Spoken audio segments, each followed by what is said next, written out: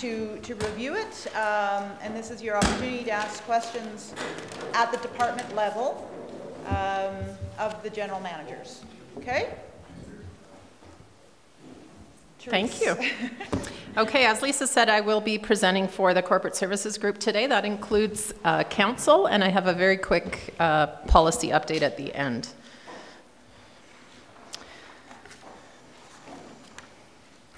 I'd like to take the opportunity just to remind you about the organizational review that was recently presented. The consultant shared with you a large amount of research that he had completed and also the results of his analysis. And it was clear from the review that there have been significant changes in recent years, both in government policy and funding, but also in our population and in the complexity and volume of work that we're facing. Okay. Organizational resourcing has not kept pace with this growth, and we need to begin addressing this resourcing shortfall. We are seeing the impacts of this growth in this operating budget and with our staff. And the organization review identified that many of our departments are over capacity with workloads that are unsustainable. Not addressing this growth and these resourcing requirements exposes the town to risk in a number of areas. And I'll just show the chart that the consultant JF had shown during his presentation.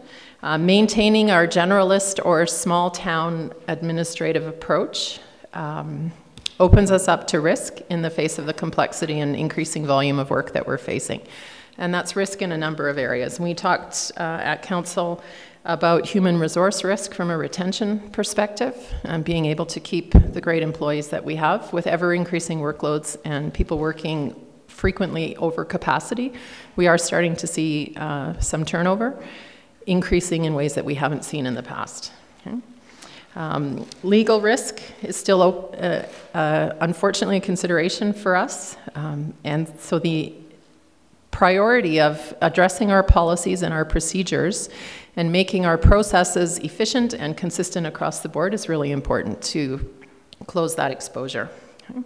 What you'll hear from Sally, Mike, and I this morning is how we've worked with our managers and supervisors to bring you a budget that reflects what we need. You'll see very little new. We'll be able to address for you what the status quo impacts are, and really continuing to do business as we have comes with an increased cost this year. Okay. Please feel free to ask questions as I go along. That might be easier for you. So the Corporate Services Division is a new division that was identified as a priority in the organizational review. And that would include a grouping of communications, finance, human resources, and IT. As a group, we provide support to the rest of the organization, to council, and to the public. Corporate services really is an enabler in the delivery of services and improving the capacity of the organization as a whole. Oh, sorry, I suddenly looked, where did it go? But it's over here. Okay, all good. We're all good, okay. We integrate expertise and best practices, again, to support our operating departments who provide more frequently the frontline service to the community. How do we link to council's priorities? Okay.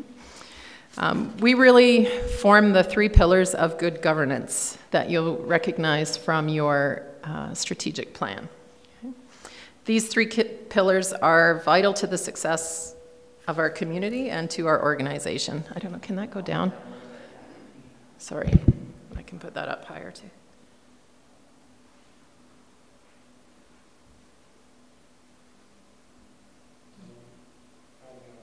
I can carry on. Yeah, I'll just put the microphone up a bit. Can you still hear me? Okay. From a community engagement perspective, we meaningfully engage with our citizens for effective decision making.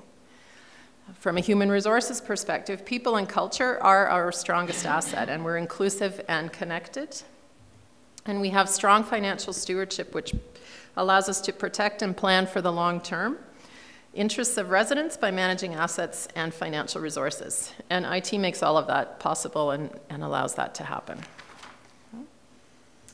As far as priorities for our Corporate Services Group, we're really focused on addressing the recommendations from the organizational review and trying to build capacity by improving our processes.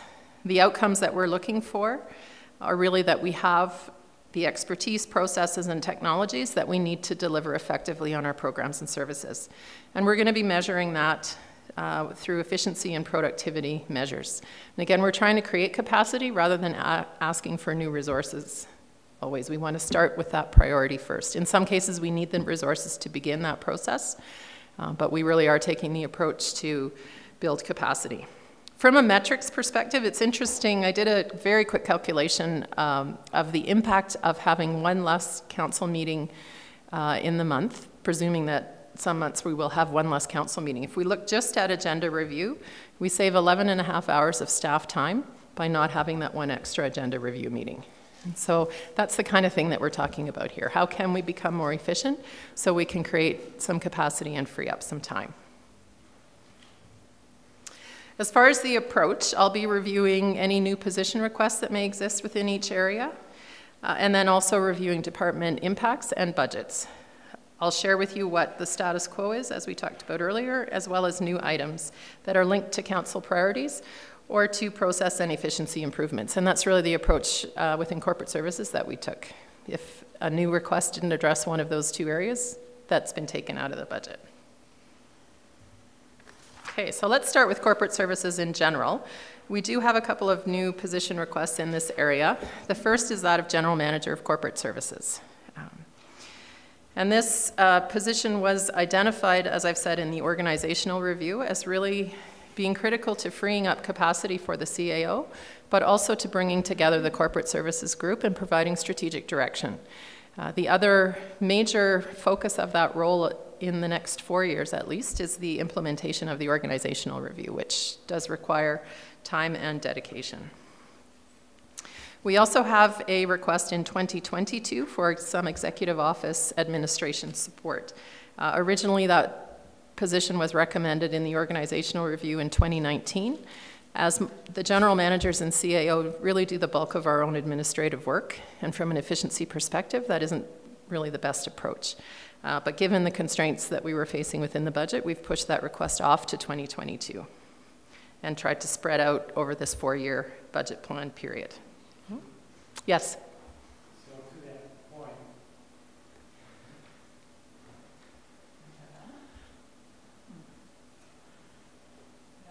Oh. to that point, Mine works. Mine works. Ours work. Now they're on. Ours work. Oh, there you go. okay, so a couple of thoughts. One is on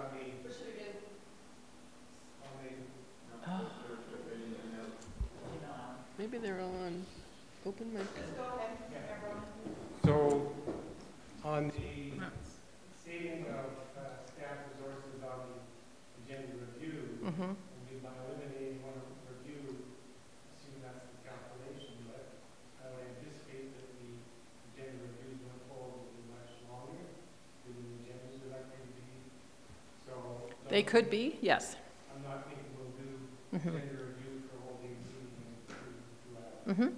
Yeah. The other thing though is on this last point, the office admin support. So you noted that senior admin does their own administrative work, so you know it's okay, but that's the whole point. It's not okay because senior admin shouldn't be doing their own administrative work. Yep. I'm not arguing this point that that position should be pulled in right away, but it seems counterintuitive to the work we're doing to Mm-hmm. create more efficiencies.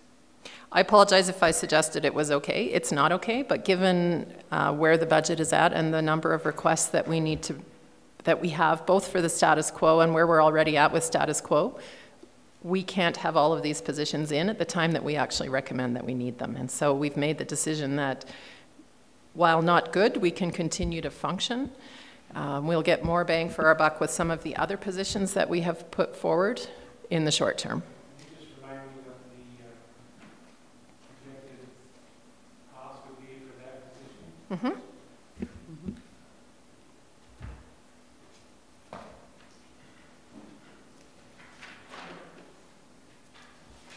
We anticipate $80,000, including all benefits and required payments. Mhm.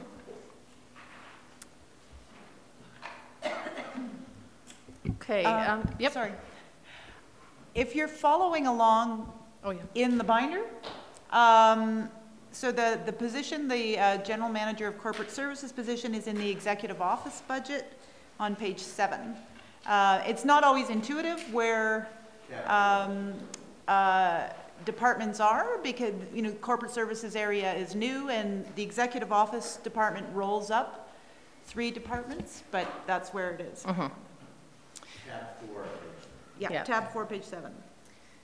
If you want to follow along in the binder, I'll just speak about council's budget, and that's in tab 4 on page 5. Okay. A couple of items of note here. We have 2 items that are considered new. One is mandatory training that is required for council members of ARB, SDAB, and CPC, so it's not an optional increase, but is something that is new this year. In 2018, we approved the Integrity Commissioner, and so we've just adjusted the budget to reflect that.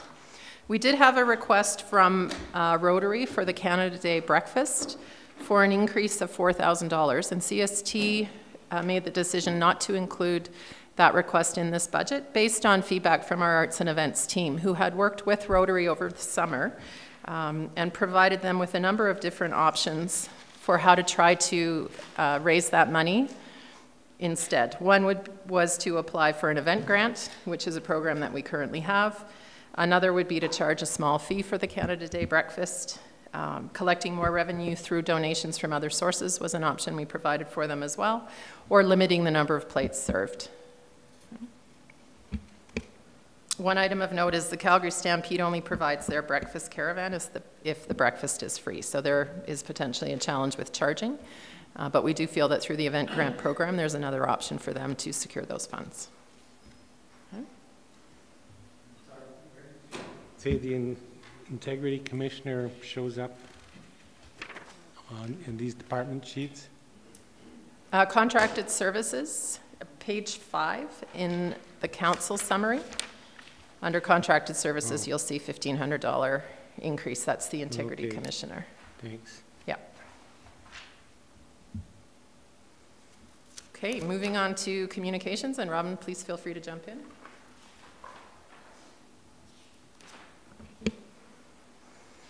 We have requested a new position within our communications team, a communications advisor. Again, this position was recommended for 2019, but given the budget that we're faced with and you're faced with, we have postponed this position until 2020. Really, the focus for our communications team is on engaging with the public, both hearing from them and communicating with them. And having this position approved in the future will allow more focus for our manager of communications on strategic communications and really setting up that engagement process well. Okay. From a budget impact perspective, status quo, we did move the citizen satisfaction survey into the communications budget. If we were following our previous cycle, that would have taken place in 2019. So 2 years ago, we did the last survey in 2017. So we were tentatively anticipating doing that again in 2019. And we've planned that now for 2021. Okay. And new, we have a very small amount of dollars to assist with some public engagement. Most of our capital projects that require engagement have included some support, but likely not enough. And so we've tried to address that here. It's $4,200, so it's quite a small amount. Any questions about communications? Or maybe any questions about the council budget or the just the executive office budget as well, because I think we're moving off that. The changes are so minor, I didn't make a slide. Yes. So in past, we've also done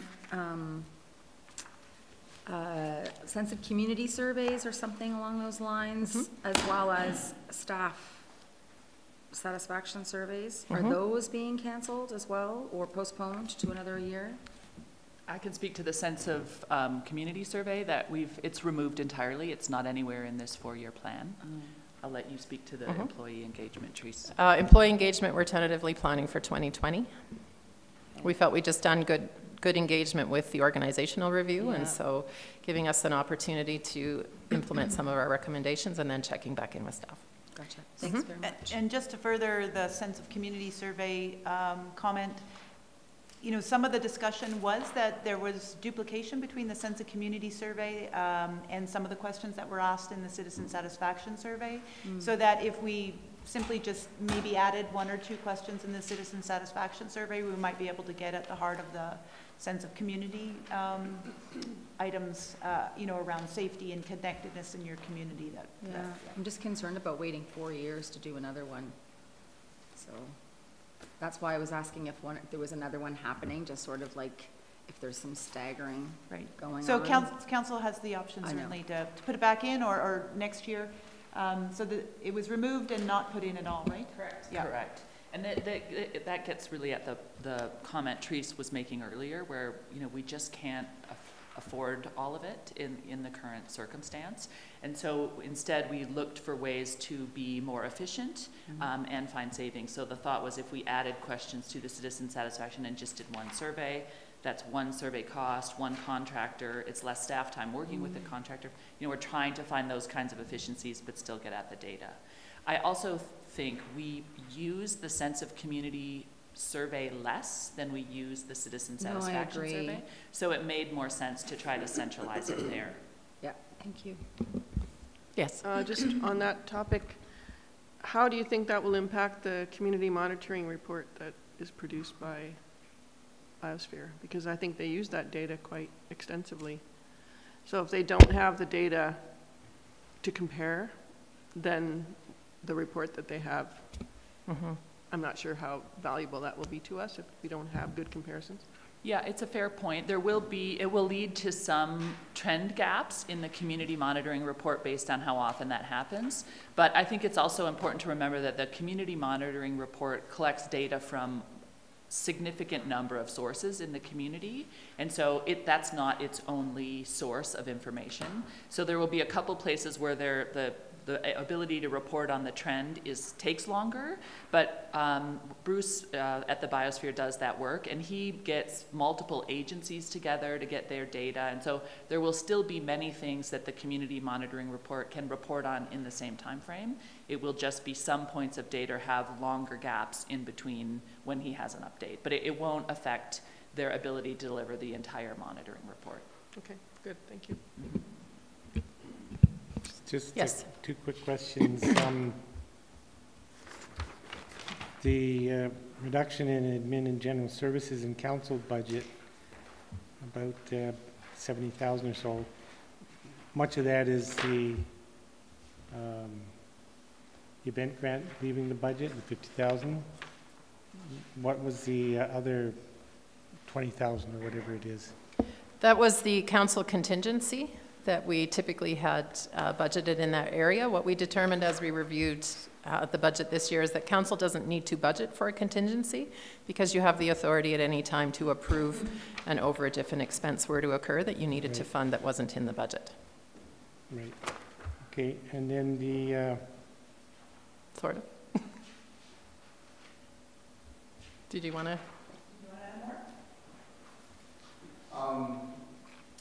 You recall council's individual expenses are budgeted as other because we don't know in any given year what conferences you're going to go to or training, whatever like that. So 2018, right now, comparative has over $20,000 in conferences, which is an A&G expense. But within 19, it's budgeted in other because we haven't allocated it yet till you have your conferences. So what Therese was talking to is actually out of other, the $25,000. Yeah. It's a little bit complicated, but it's an allocation between other and administration in general. So, but the overall $25,000 less in expenses is exactly what Therese was just saying, of council contingency, which is offset above in transfers. so funding for counselors attending conferences are in a different line, or they've been not quite following this? It's currently in other. And it used to be, Well, as 2018 happens, I moved the budget line from other into where the expenses actually are. okay, so that 30,000 in 2018 included conference, Yes, I see. each individual's Right. council's allocation. And that's not really changing to 2019. The cost for the newly legislated changes, one of which you noted, it was the 1,500 for the commissioner. The other 2,500 is just in other as well? Yeah, I think it's in admin, and that's the training, that required legislative training, 4,000.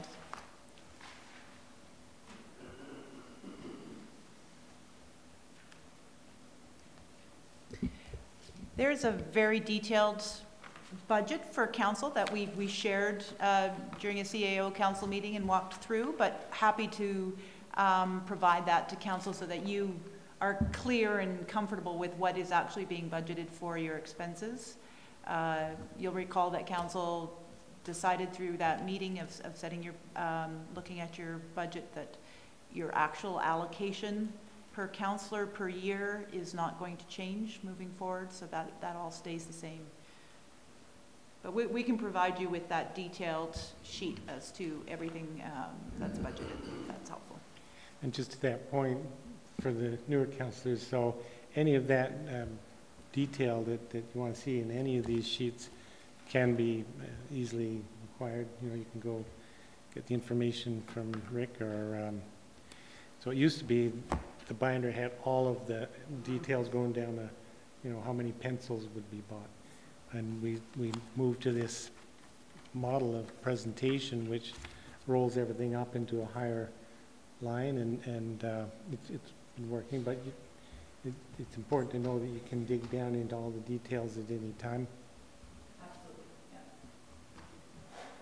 Okay.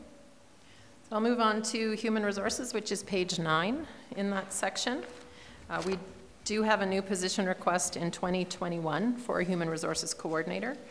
Human resources was one of the areas identified in the organization overview as being overcapacity. As we continue to increase the number of staff throughout the rest of the organization, whether it be new positions or the number of casual employees that we have, the workload for human resources does increase substantially. And so we need this additional position to help address that, that volume of work. Again, it was recommended for 2019. We've pushed that out to 2021. Recruitment volumes do continue to be a challenge. One of the areas that we'll be focusing on within this area is improving and streamlining our recruitment process, because that impacts not only human resources, but every department that is recruiting. Okay. Budget requests in this area do focus on process improvement that affect really all departments. And so the more efficient we can make the human resource processes, the more efficient we can make processes organizationally. That includes, as I've said, recruitment, but also onboarding and our performance review process. From a budget, I'll go back just to priorities. So the priorities for this group are that process improvement. We also have some legislative changes similar to the training that's required for council.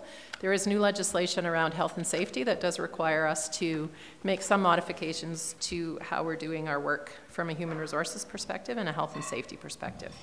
Also, the development of a mental health in the workplace strategy is really important given trends that we're seeing not only at the town of Canmore, but really across municipalities, with increasing challenges around mental health and how that's affecting our employees.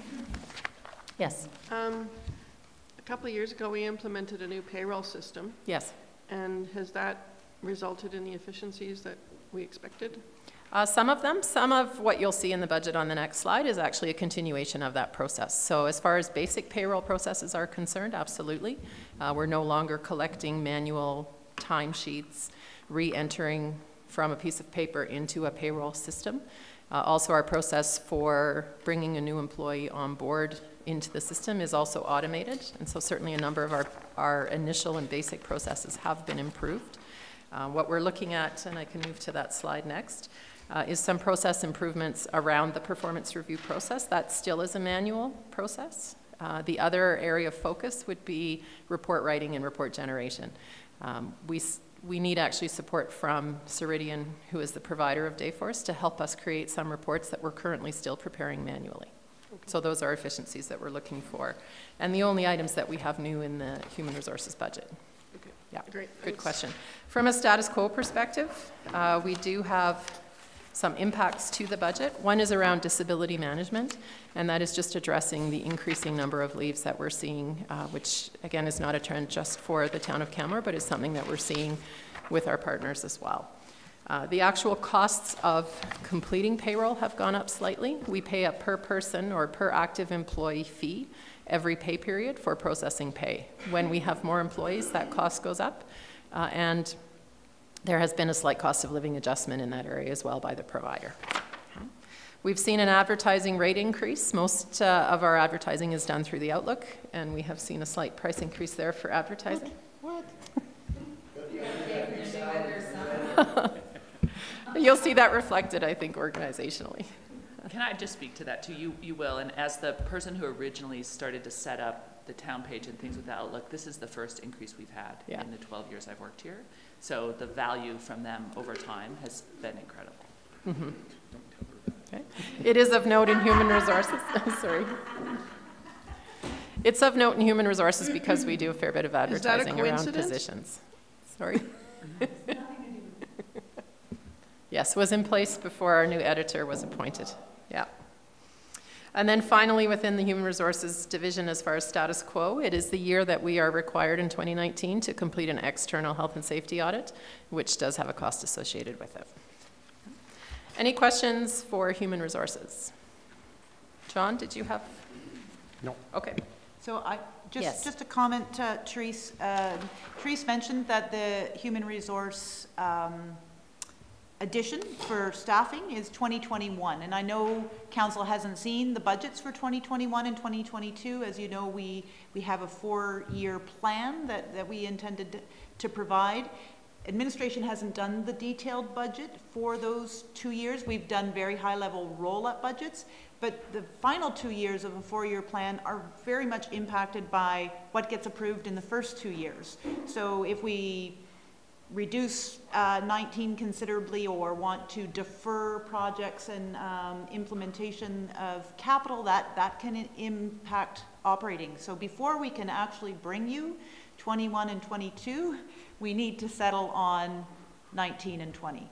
So I just wanted to make sure you were aware that that's why we haven't been providing those last 2 years, even though the intent is you will see those 2 years as a plan and just so that you can start to envision what it would look like. Thank you. Okay, moving to finance. Again, I think I've mentioned before the assessment services. We did an update on the last committee of the whole. We have been working to recruit an assessment supervisor to bring that service in-house.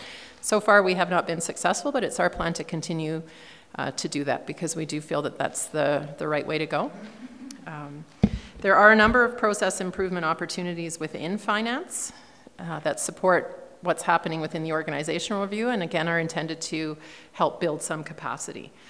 For example, one of those is automating our accounts payable process. So instead of printing invoices, gathering signatures, and then processing those for payment, that whole process could happen electronically, which does save time both for accounts payable, but also for the managers and supervisors that are approving those invoices.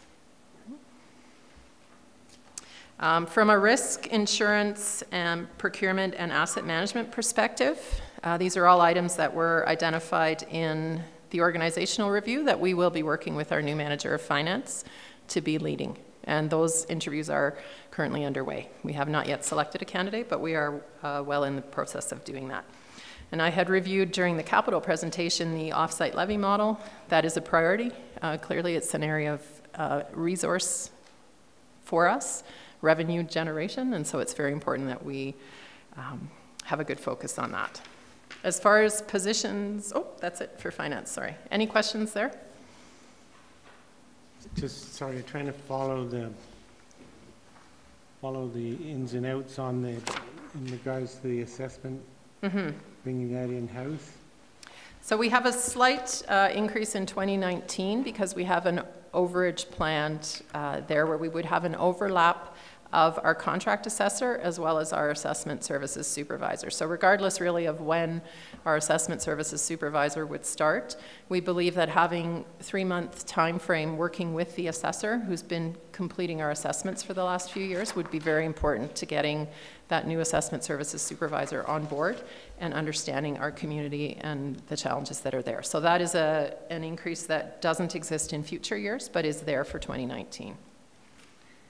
So it's where the salaries, wages, and benefits are up a bit, as well as the contracted services, they'll drop, but they drop further in 2020. Right. So the salaries, wages, and benefit line from 19 to 20 goes up. No, that's the budget night. So from 18. Salaries, wages, and benefits does go up. It's 2 positions within assessment services. Right. Yeah, so it was a supervisor and a coordinator. So if you look at 2018, there's 997,000 in salaries, wages, and benefits for, 2018. And then for 2019, that increases to 1.2. And the contracted services drop. So that drop in the contract services reflects the not contracting the assessor, Correct. but the assessor wage and salary is feeding into that top line. That's right. Great, thanks. Okay. Moving on to information technology. Given the number of and importance of IT projects that are implemented here at the town, the IT manager position that we've requested in 2019 is considered our highest priority as a administration. This position is critical to move these other priorities forward. With the current resourcing, IT is really somewhat of a bottleneck. We just don't have enough resources for all of the supports that we need from them. It's certainly not for lack of trying, but it's for a lack of capacity. This position was identified both in the Tantas report that you saw in December of 2017 and again in the organizational review as really being critical to be able to move these process improvement initiatives forward. Okay. Automating processes and ensuring that we're able to use our new systems to the fullest capacity in response to your question from a Dayforce perspective is really part of what this is about. And they are the foundation at being able to help every other department move those types of productivity improvement initiatives forward. Okay. The accounts payable process that I spoke about just a couple of slides ago can be done with SharePoint once that is more broadly implemented across the organization. So it's not always that we need to buy a new piece of software or a new piece of equipment. Some of it really is better utilizing or more fully utilizing the services and systems that we have. From a priority perspective, IT is really focused on system security and organization-wide improvements, as I've said, to efficiency and process. For 2019, we have that IT manager position. In 2022, we have added another IT specialist, which would be similar to Shane that was here or Sean that you all know. Really, again, just dealing with the volume of different software systems that we have and different platforms that we use organizationally. There are questions, there are upgrades, there are things that need to happen to support those systems, and it's just a volume issue that by 2022 we're going to need to deal with. Yes? I'm sorry, I'm still puzzling over finance and common services. So the, there's no increased FTEs from 2018 to 2019. Correct, because in 2018, council approved that bringing of assessment services in-house. But we didn't move the dollars from a budget perspective historically because that is something we're planning on having start in 2019. So that the FTE is part of that assessment is part of the 13? Part of the 13, yes. Yeah, so it's not 2 on top of the 13 that's reflected there. That 13 reflects what you've approved already. So then the difference between the salaries, wages, and benefits and the increase there and the decrease in contracted services in 2019, is that whole difference resulting from the assessment? Okay, so that's $240,000 additional cost for the, Wouldn't some of that also be, there should be some increase to, based on COLA and Oh, yes. performance. Yep. So Yeah. that entire amount, or COLA, Yeah. correct. That entire amount is not assessment. The majority of it is assessment, but then COLA is also applied to the other 11 staff in the finance department. Is assessment. 225 is Yeah. assessment. right?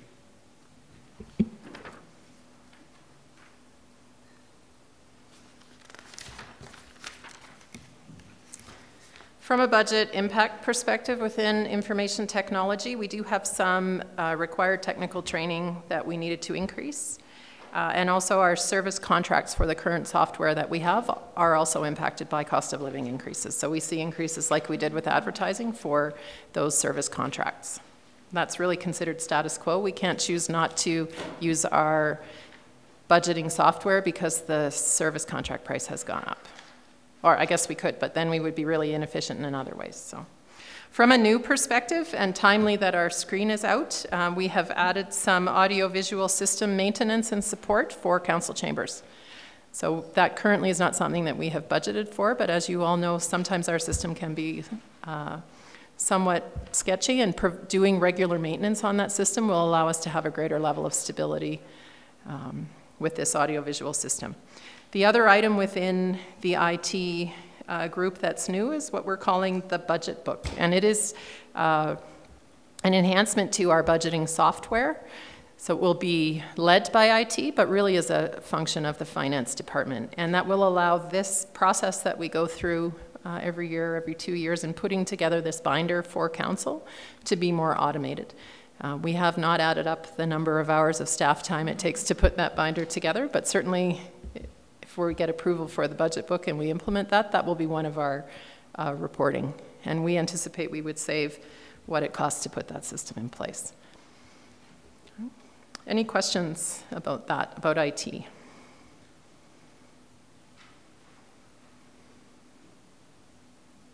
Okay. One quick update from a policy perspective. As we've been going through this budget process, we did identify the need to make a minor adjustment to the budget amendments policy.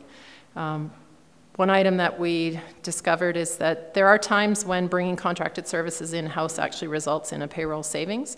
We currently don't have the authority or ability to do that within the budget amendments policy. It would require bringing a report to council and getting council approval to result in a budget savings. So we're proposing that if a decision like that would result in a net neutral or a savings, that we would be able to do that through the amendments policy. And I'll be bringing that on December 4th.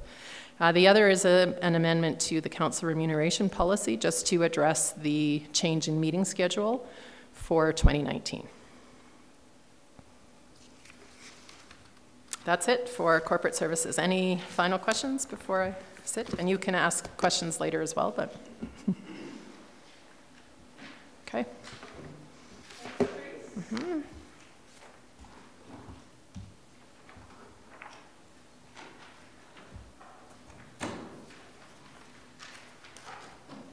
Thank you.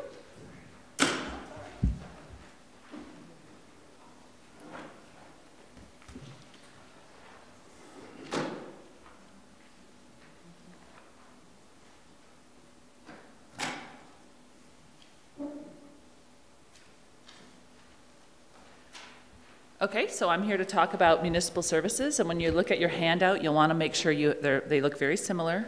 Make sure you have the one that says services and has the cute climber on the cover. So just as a reminder, municipal services includes 5 departments: the municipal clerk, community social development, economic development, protective services, recreation, and then all the various sub-departments that are within those. So we'll be going through each of those. And I just wanted to start also by talking a bit about the links between municipal services and council priorities. So primarily in municipal services, the 2 council priorities that we most impact and most frequently talk about are around community, being a safe community with vibrant neighborhoods and a town center that brings the community together, and livability, inclusiveness, accessibility, diversity, and affordability. And then we also, through economic development, which is a new department in the last 6 months, will be working very purposefully going forward on strong economy.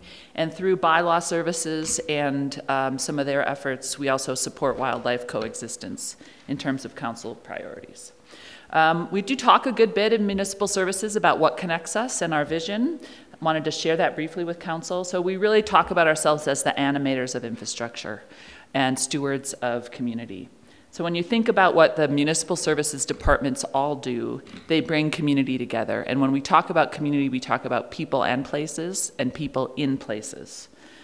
So we provide services that foster an inclusive community that is safe, healthy, connected, and informed. And it connects people in places that are safe, welcoming, and inclusive. And our aim really is for all individuals and the broader community to all be thriving.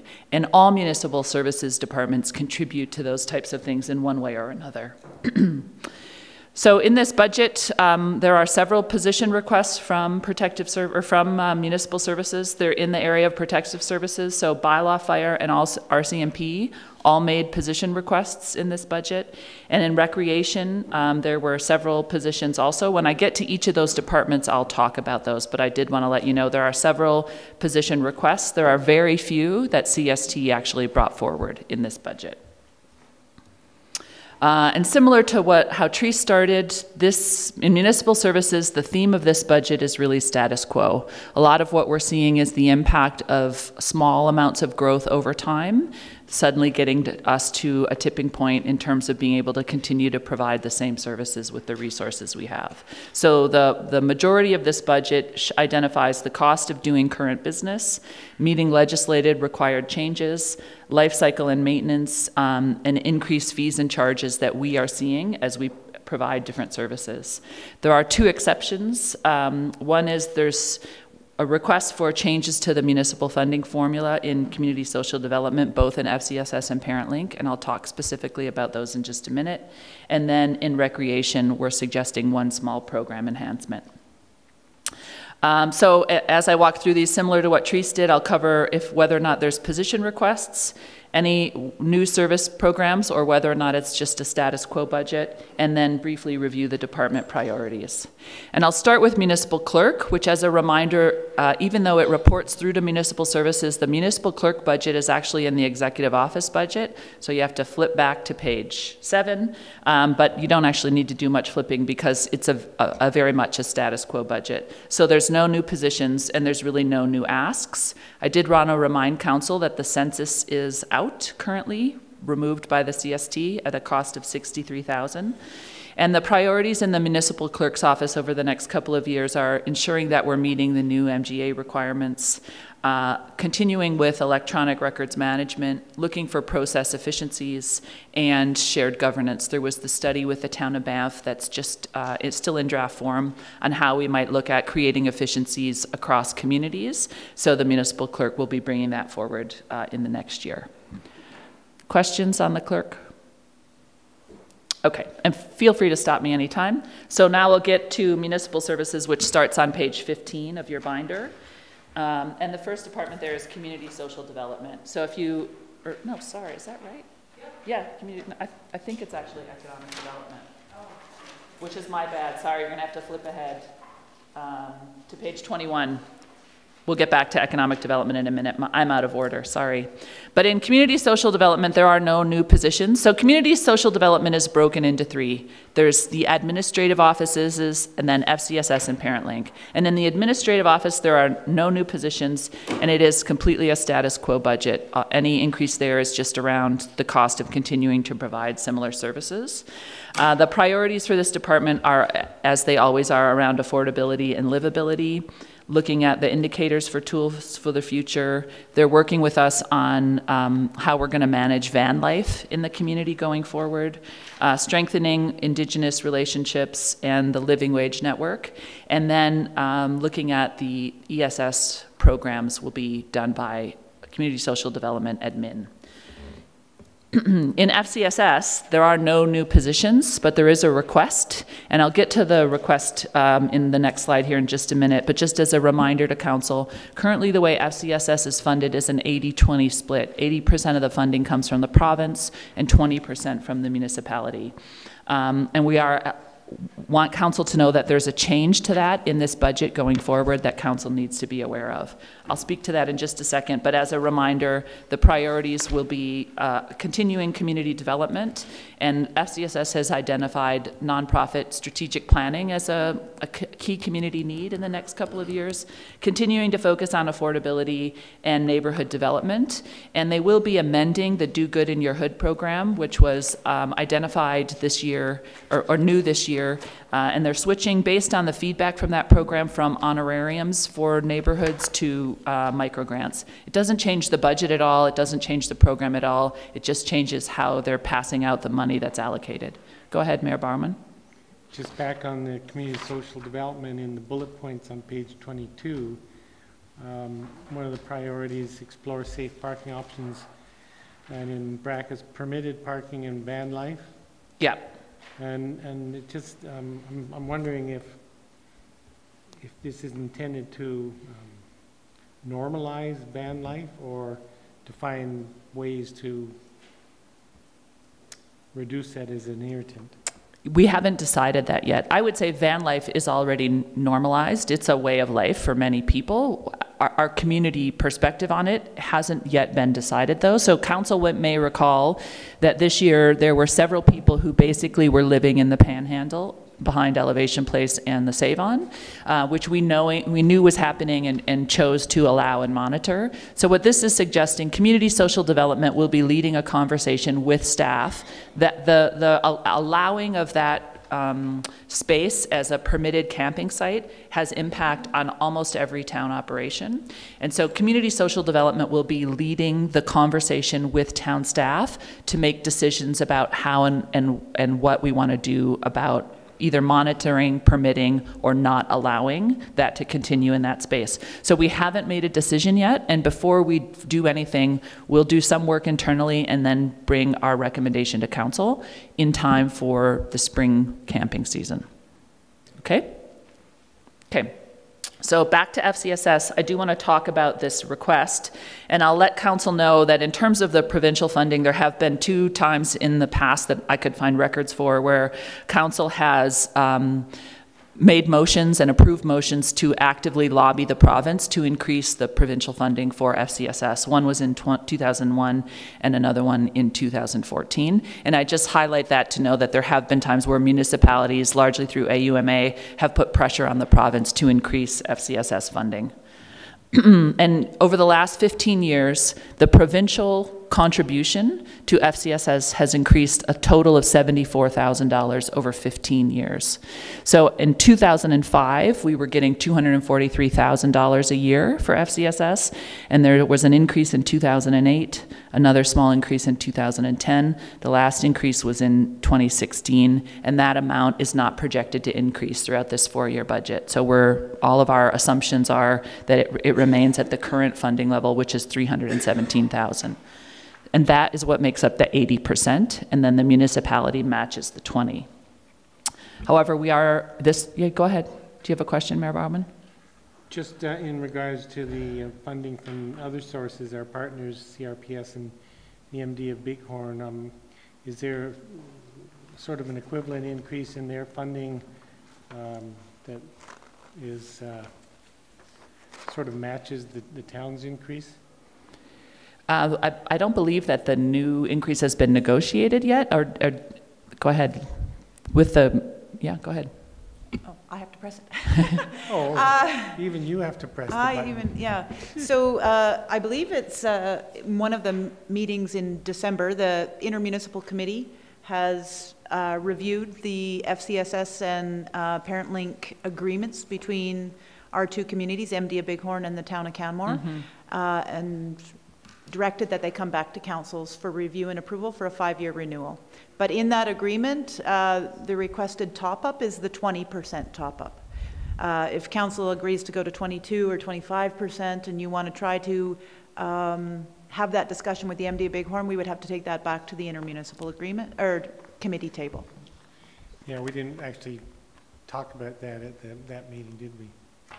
Well, we talked about it remaining the same, that they would contribute their, they would distribute their granting from the province in proportion to the number of residents that live in the Bow Valley versus, because they also distribute to the town of Cochrane, right, for the other half, and then we would get their share of the 20% that they provide as well. So we did have that discussion, but not increasing it. Discussion, but we didn't have the discussion around, you know, the fact that the town is projecting to increase our contribution and likely would look to those partners to increase their contribution. No, you're correct. We did not have that conversation. And I think it's also important to point out that we contribute a lot more than the 20%.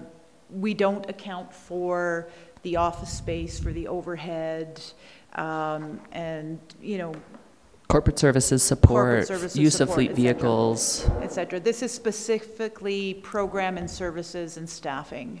So the, you know, the very basic 20%. If you included all of that, I think it would be far greater. Yes, it would be. And I believe part of why this wouldn't have come up at the intermunicipal committee is because we were just recognizing that we would need to bring this to council for approval. So we didn't necessarily, it is what's in the budget, but we recognized that it was something that could change. So it didn't make sense to begin to negotiate with partners if we didn't have council direction first. So in terms of the split, Ms. DeSoto is correct. It is 80-20 in our finances, but if you look at all of the corporate services, fleet services, facility, space, you know, the town's contribution is much more than 20%. We don't actively account for it in our financing, but we do know it's there. In terms of how the 80-20 split works, staff are on our salary grid and do receive COLA, and that's really where some of this gets tricky. COLA is projected to increase beyond the current FCS provincial grant allowance, and that FCSS 80%, as I mentioned, is not projected or anticipated to increase. So if we don't increase the municipal portion, we will have to look at staffing models and service delivery, which we can do, and would report back to council on what some of those options would be. But at this point, we've kept the increase in the budget. And you'll note when you look at the budget that when you add the provincial portion and the municipal portion together, the actual money that FCSS has to deliver programs and services is $25,000 every year. They've kept their budget at $25,000. And so the chart is in the tab as well on page 24. Just identifies, so in order to keep the current staffing model and current service delivery, it would be an increase to 2% in 2019, but as you begin to add COLA and performance over the years, that increase will continue to rise. So we did want to make council aware of this. This is what is currently in the budget. Council absolutely can change it or direct us to do something different, but this is what's in the budget currently. Questions? Okay, all right, then I'll move on to ParentLink. ParentLink also has no new positions, and ParentLink is also funded, grant funded, and in this budget there's a request for a $3,300 increase from municipal contribution. So technically when we talk about ParentLink, we always say it's 100% grant funded, but similar with FCSS, that's not entirely accurate. A couple years ago, council made a decision to increase their budget by $56,000, and that was to allow them to have full-time summer staffing and to ensure that all staff in that departments were on our benefits plan. So it's 100% grant funded plus a $56,000 contribution from the town, plus all of those other services, corporate services, fleet services, similar to FCSS, right? All those other things are provided, and we don't account for them financially, so they are outside of that 100% grant funding. And you know, I know many of you recently took a tour of ParentLink, so you know about their priorities around diversity and being a welcome place. They have a specific program to welcome new families, which means first-time parents. They're expanding their programming into neighborhoods, and they continue to work on affordability and livability. They're creating some really powerful partnerships with the Food Recovery Barn and other exchanges of toys and clothing.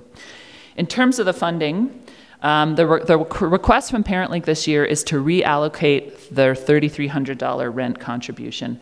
So currently, ParentLink pays the senior center $3,300 for rent for use of the space in that building.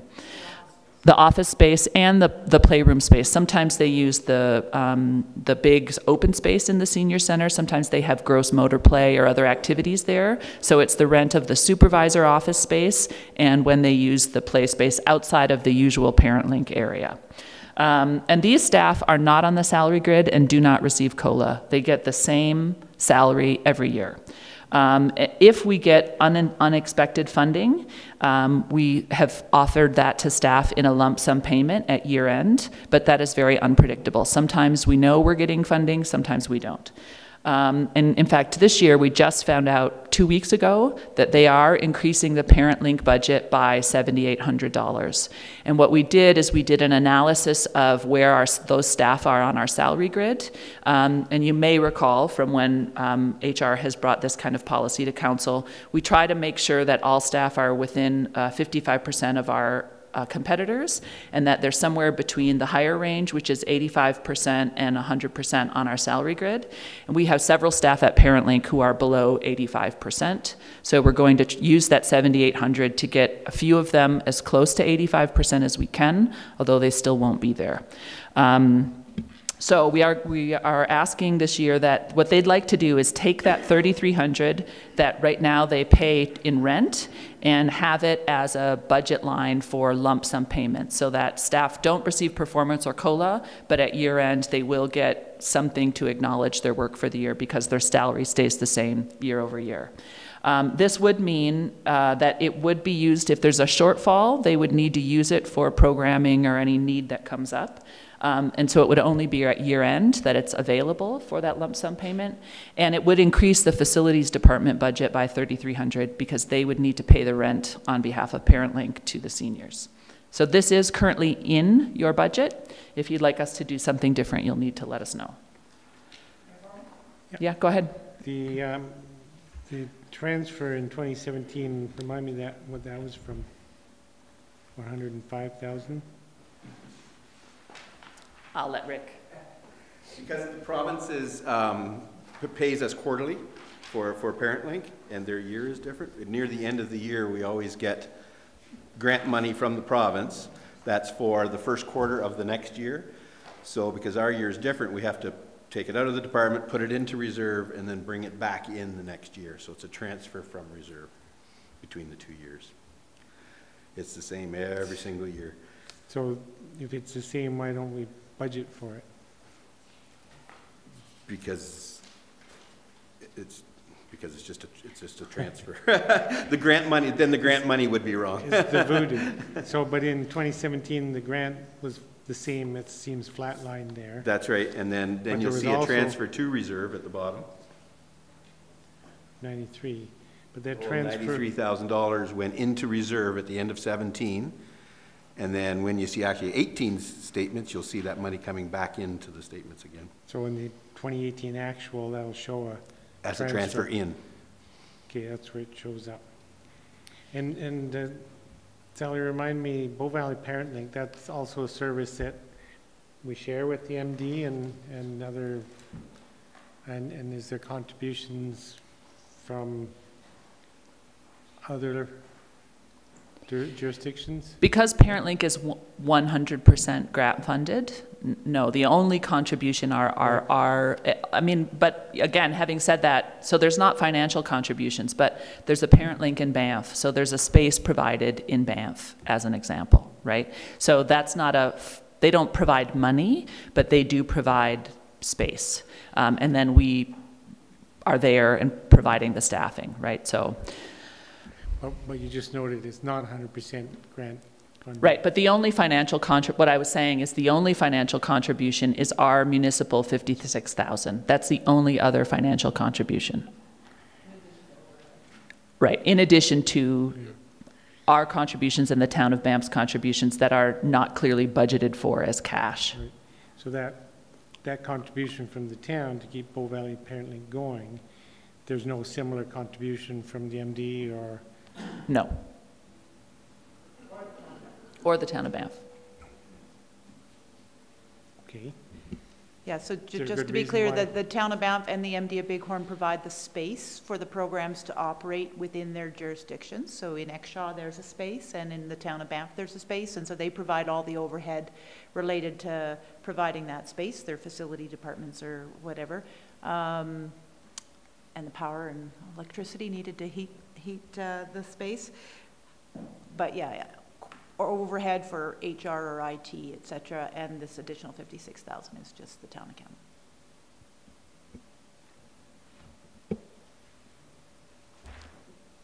Any other questions?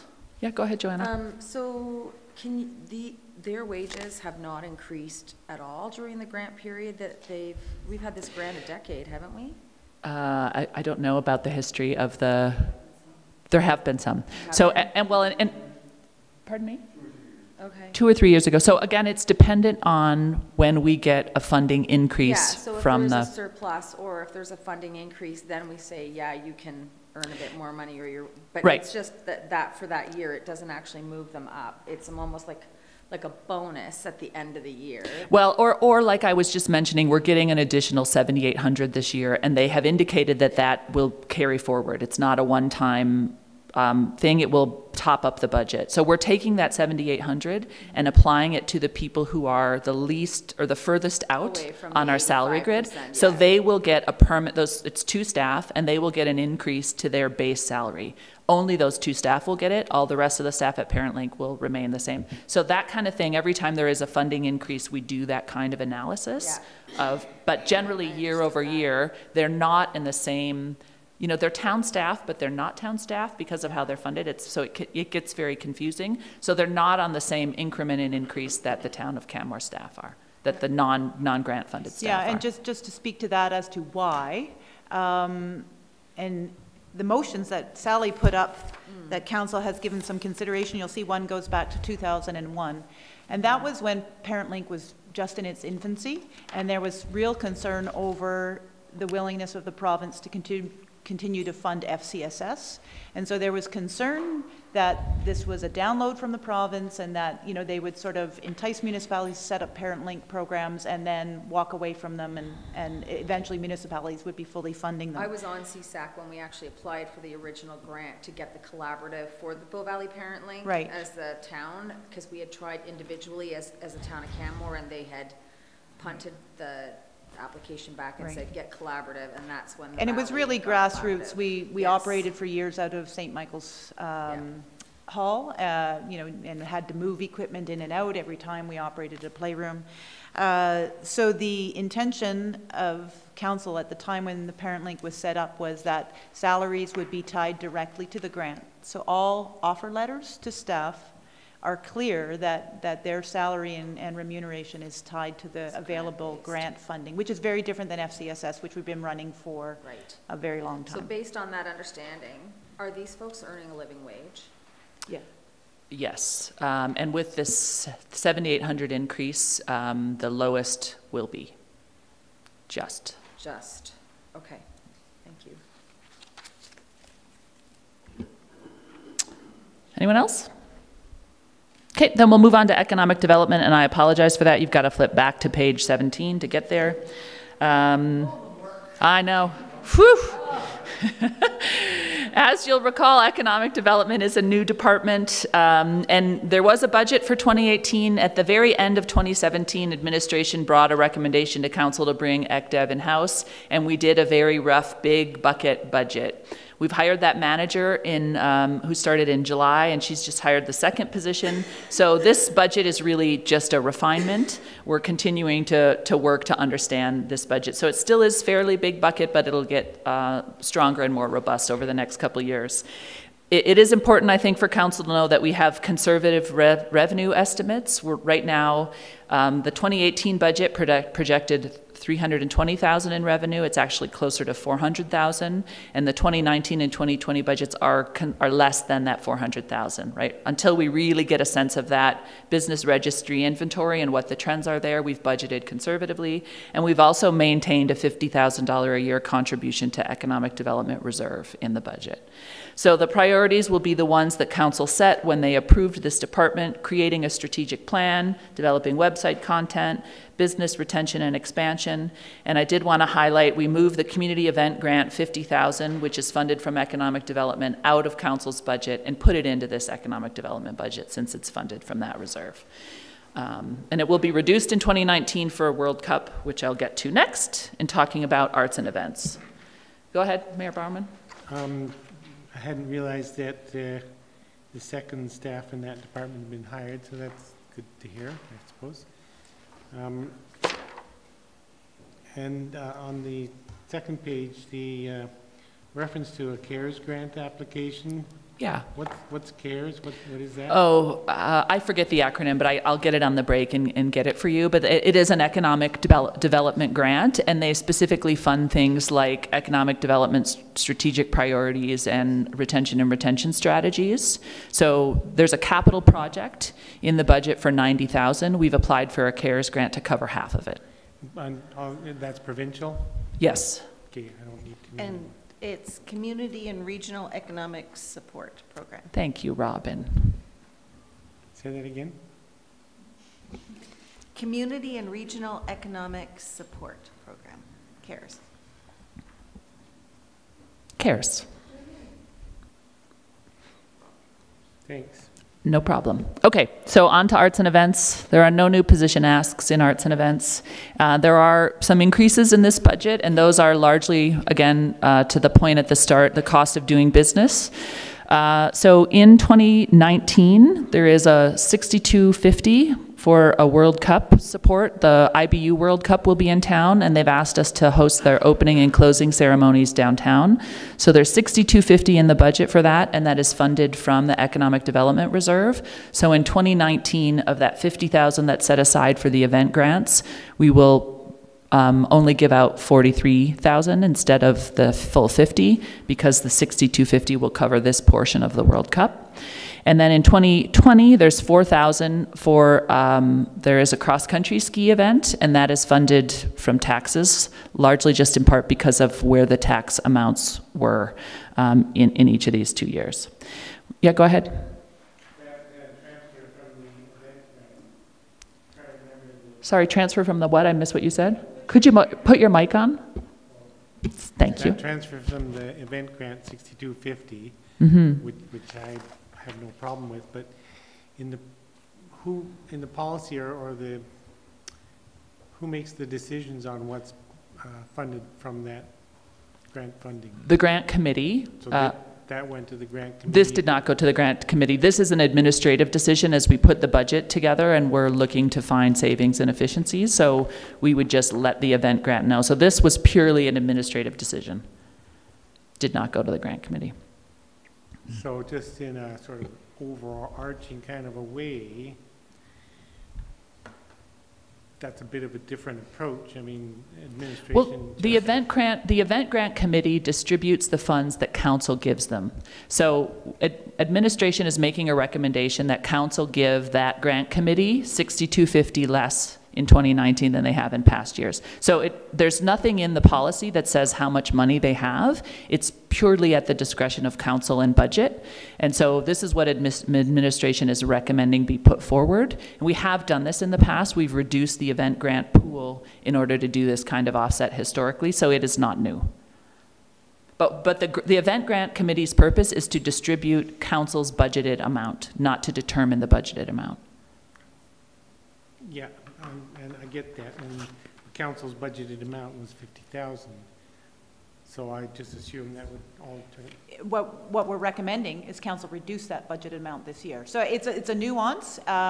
If council wants to increase that amount back up to $50,000, then you would have to put $6,250 back in the budget. Into the budget. So this is administration's recommendation that you reduce the event grant contribution by the amount that will be used to support the World Cup. We do believe it's a worthwhile event to support, and we think you would agree. I agree. And I'll just add, the event grant committee did not fully distribute all 50,000 this year, so it is not, this is in line and actually still generous compared to actuals. So the event grant committee did not get enough applications to spend that they could approve to spend the entire 50,000 this year. So administration was comfortable making this as a recommendation based on actuals. All right. And I guess the point is, you're informing council of that through this budget sheet. And council could change it. Yeah, that part just wasn't quite as clear, but I get it. Thanks. Okay. Did you have a question, Jeff? I was just gonna say, like, in past, like last year when we had the hockey day in Canada, wasn't that kind of the same thing? Yes. Yeah. So we did it last year, and that came to council for approval, just like this is coming to council for approval in the budget. So it's a different type of approval to council, but it is coming to council to approve, just like Joanna or Vi, did you have something? Yeah, I had a question. So I recollect a couple of years ago when we were having discussions about our grants, specifically with regards to World Cups. Are we seeing similar granting opportunities from other orders of government for this activity or for this event?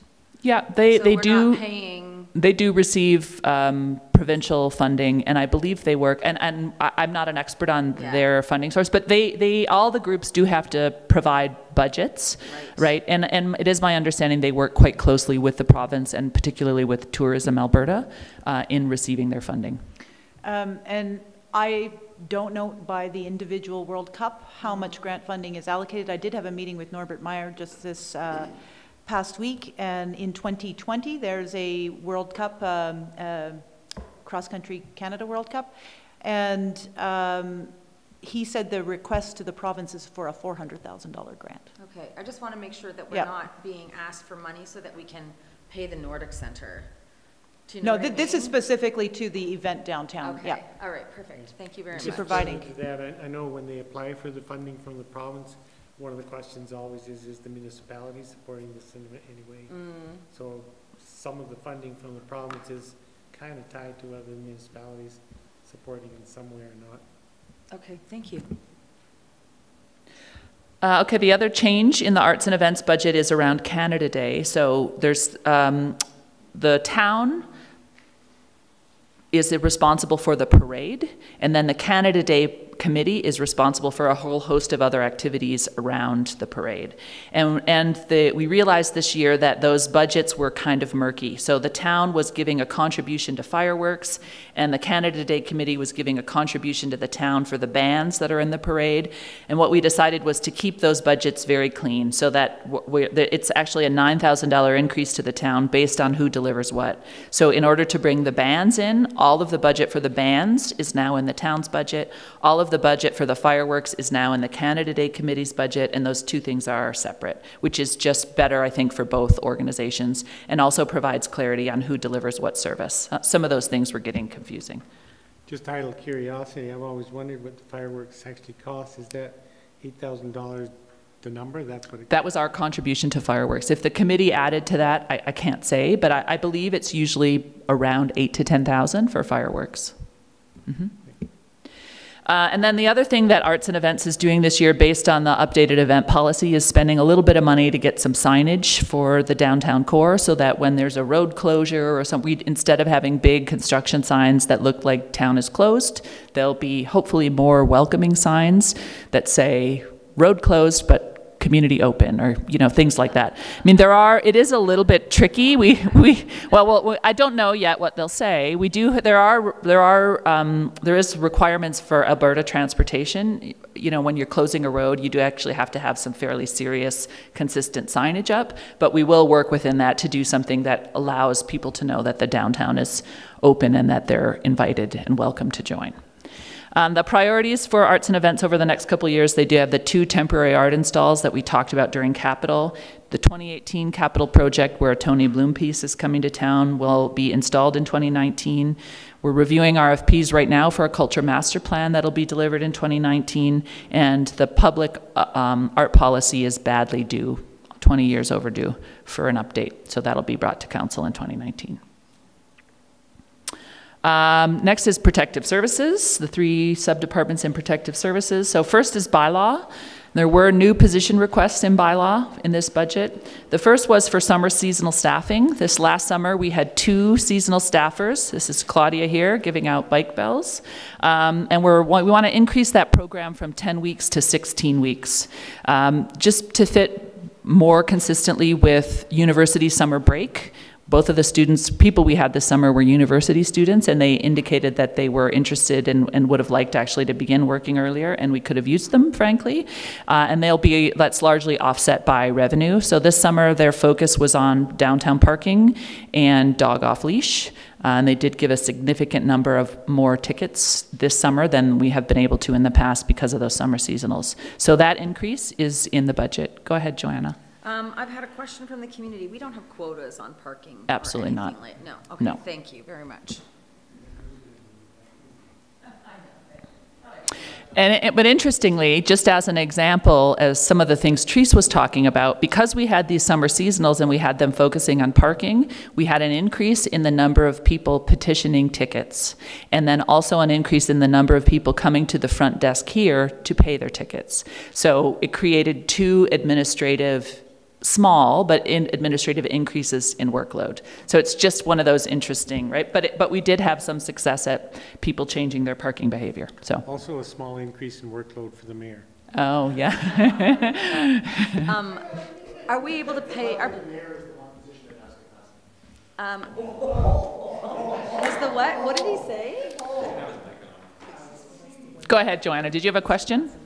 Oh, yeah, sorry, that one stings. Sorry, John. Like, that just totally threw me off my question. It'll come back.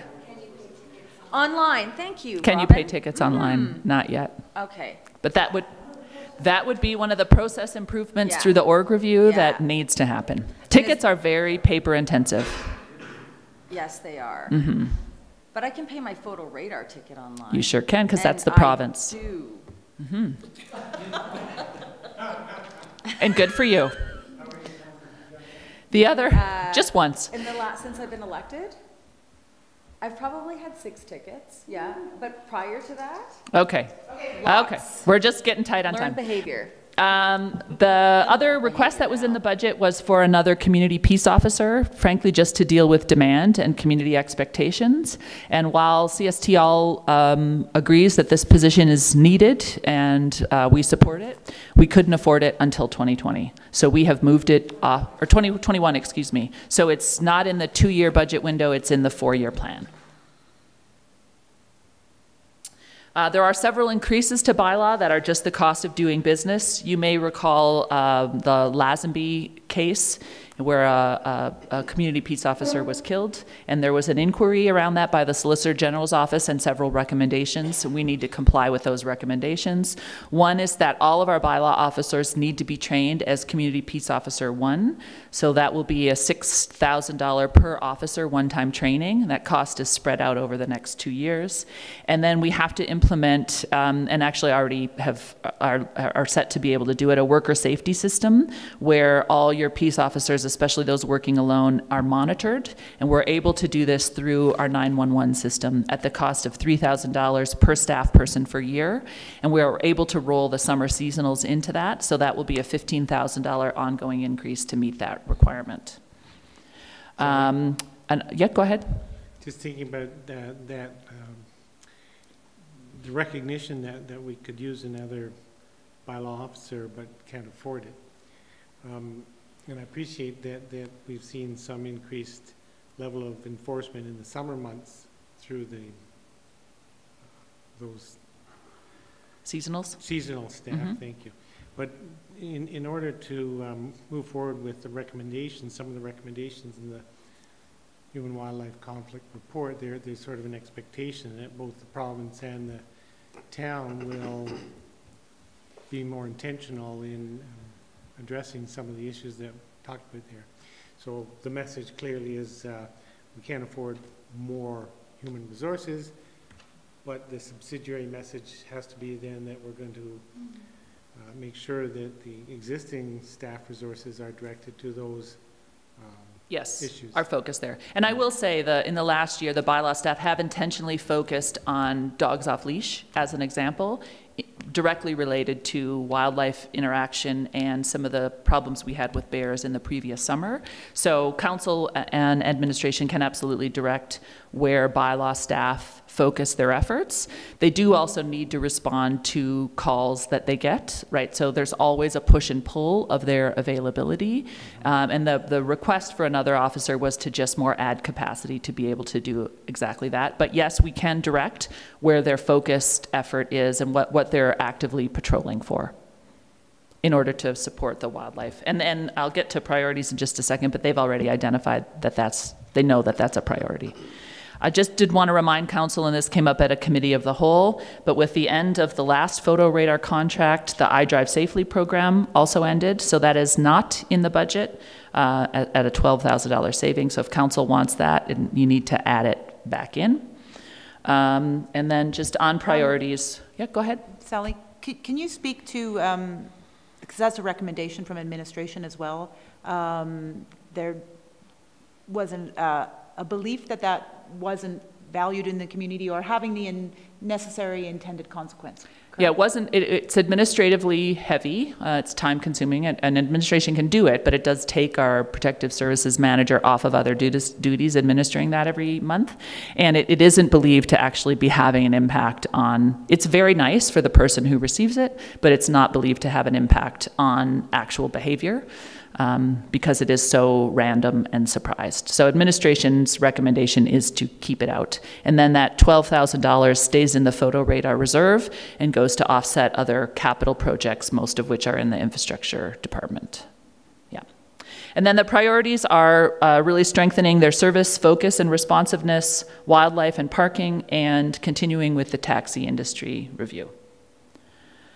Next is fire. There are also position requests in fire. One is for peak staffing, which those of you who have been on council for a while may recall the fire master plan, which recommended that in the summer months of June, July, and August, we actually pay to have 4 people in the hall so that the trucks can roll immediately. So as a reminder, for the majority of calls that fire gets, industry practice is to have 4 on the truck. We always have 2 in the hall. So right now they have to wait for 2 paid responders to get to the hall before they can roll. And they find in the summer, especially during the day, because of increased volume and traffic, it can take quite a while for 2 to get to the hall before they can roll. So the idea for peak staffing was to have 4 staff in the hall 24 hours a day for the 3 busy months of summer. Administration, or CST, has put in 10 hours a day, which would basically be the waking hours, 8 to 6 or 9 to 7, for those 3 months at the cost of $92,000. Fire also requested an increase to the paid response wage for $29,000. So our paid responders are paid a fairly small amount whenever they come to training or for hall duties or to a fire response.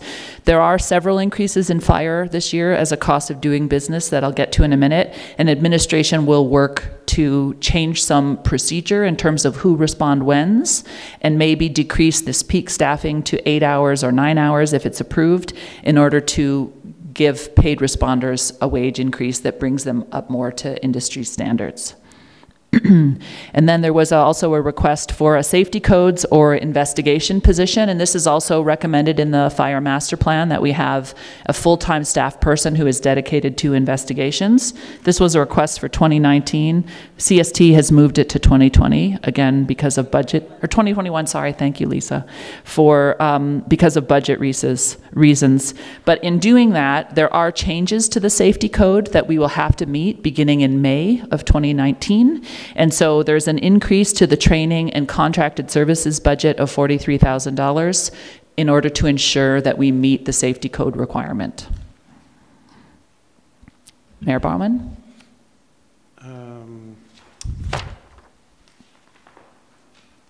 So on the detail sheet on page 32, the note is under the peak staffing, the proposal to increase the peak staffing anticipated positive result is significantly decreased response time. I mean, it's quite an increase for one department, so we have to think about this carefully. So you touched on it, but what's significantly decreased response? I hadn't been aware that response times in the summer months were worrisome. Well, I mean, again, it depends on, well, there's lots of different ways to think about it, but if you think about how far our fire department can get in 10 minutes, it's not very far. And in part, it's not very far because they have to wait for 2 to get to the hall before the trucks roll. And that, the way that we look at how far they can get in 10 minutes overall is based on an average of of all the calls over the year. We have the majority of calls in the summertime. That's when we have the most calls. I'll show in a second, actually. So this is, I'm answering your question, I'm just taking the long way to do it. This is general pages for 2018 and 2017. The solid blue line is 2017. It shows a general page is anytime there's a call and we need more people to come to the hall, right? So you can see the 2017 is the blue line, 2018 is the red line. And so it's not at all predictable from one year to the next. You would think that these would be very similar of when we have, but we're still having between 20 and 30 calls in June, July, and August. And they're both trending up. So we have a 10% increase calls in 2018 over calls in 2017. The other thing that happens is there's an inverse relationship of who shows up for a call. So the red line here is the page out, and the green line is the number of staff who respond. And what we're starting to see is that as we have more and more and more calls, if you look at May, June, July, and August where the red line goes up, the green line actually starts to dip down. Fewer and fewer people come, the more calls we have. So that's really what this summer staffing is trying to address, is this dynamic of an increase in the number of calls in the summer and a decrease in the number of staff who are able to attend. Part of that is because June, July, and August are when people take vacation or are away, or if you're having a barbecue and you've had a couple drinks, you can't respond, which, you know, people are allowed to do. But then there also is staff get burned out, right? If they're continually running for calls, they choose to not attend some calls. Nobody ever actively chooses not to attend. They all attend when they can, but they do suffer from burnout and identify that they need breaks. So the peak staffing is meant to address this dynamic. It's not necessarily that the response is a crisis in the summer. It's that there's a trend, and we're trying to be responsive to the trend. And it was recommended in the fire master plan as something to trial before we attempt to move to 4 full-time in the hall, which is very costly. Yeah. So the breakdown in the increased salary and wages is about $320,000, and the increase in the FTEs, call it 2.9. How's that apportioned between? We're also trying to increase the paid response firefighters. So. Yep, so if this next slide that's up might help with that. So in terms of salary, wages, and benefit increases, there are several. One is the $92,000 for peak staffing, but the other is based on actuals. So if we look at what we're currently paying, and in part that's because of this trend of increased calls, the actuals in staffing are up $152,000. Again, that's based on actuals. And then the actualization of the fire master plan staffing, which is, you may recall from the fire master plan, converting some of the casual staff into a more paid response casual model, a hybrid model, thank you. That is an actual that we're currently seeing at $40,000. So 2 of the increases in that line are what we're trending at now and are the cost of doing business. The 1 increase in that line is the $92,000 for peak staffing. There's also in the budget, we moved fire hose and bunker gear out of capital and into operating because it's a life cycle replacement, and so that's a $31,000 increase in the fire budget.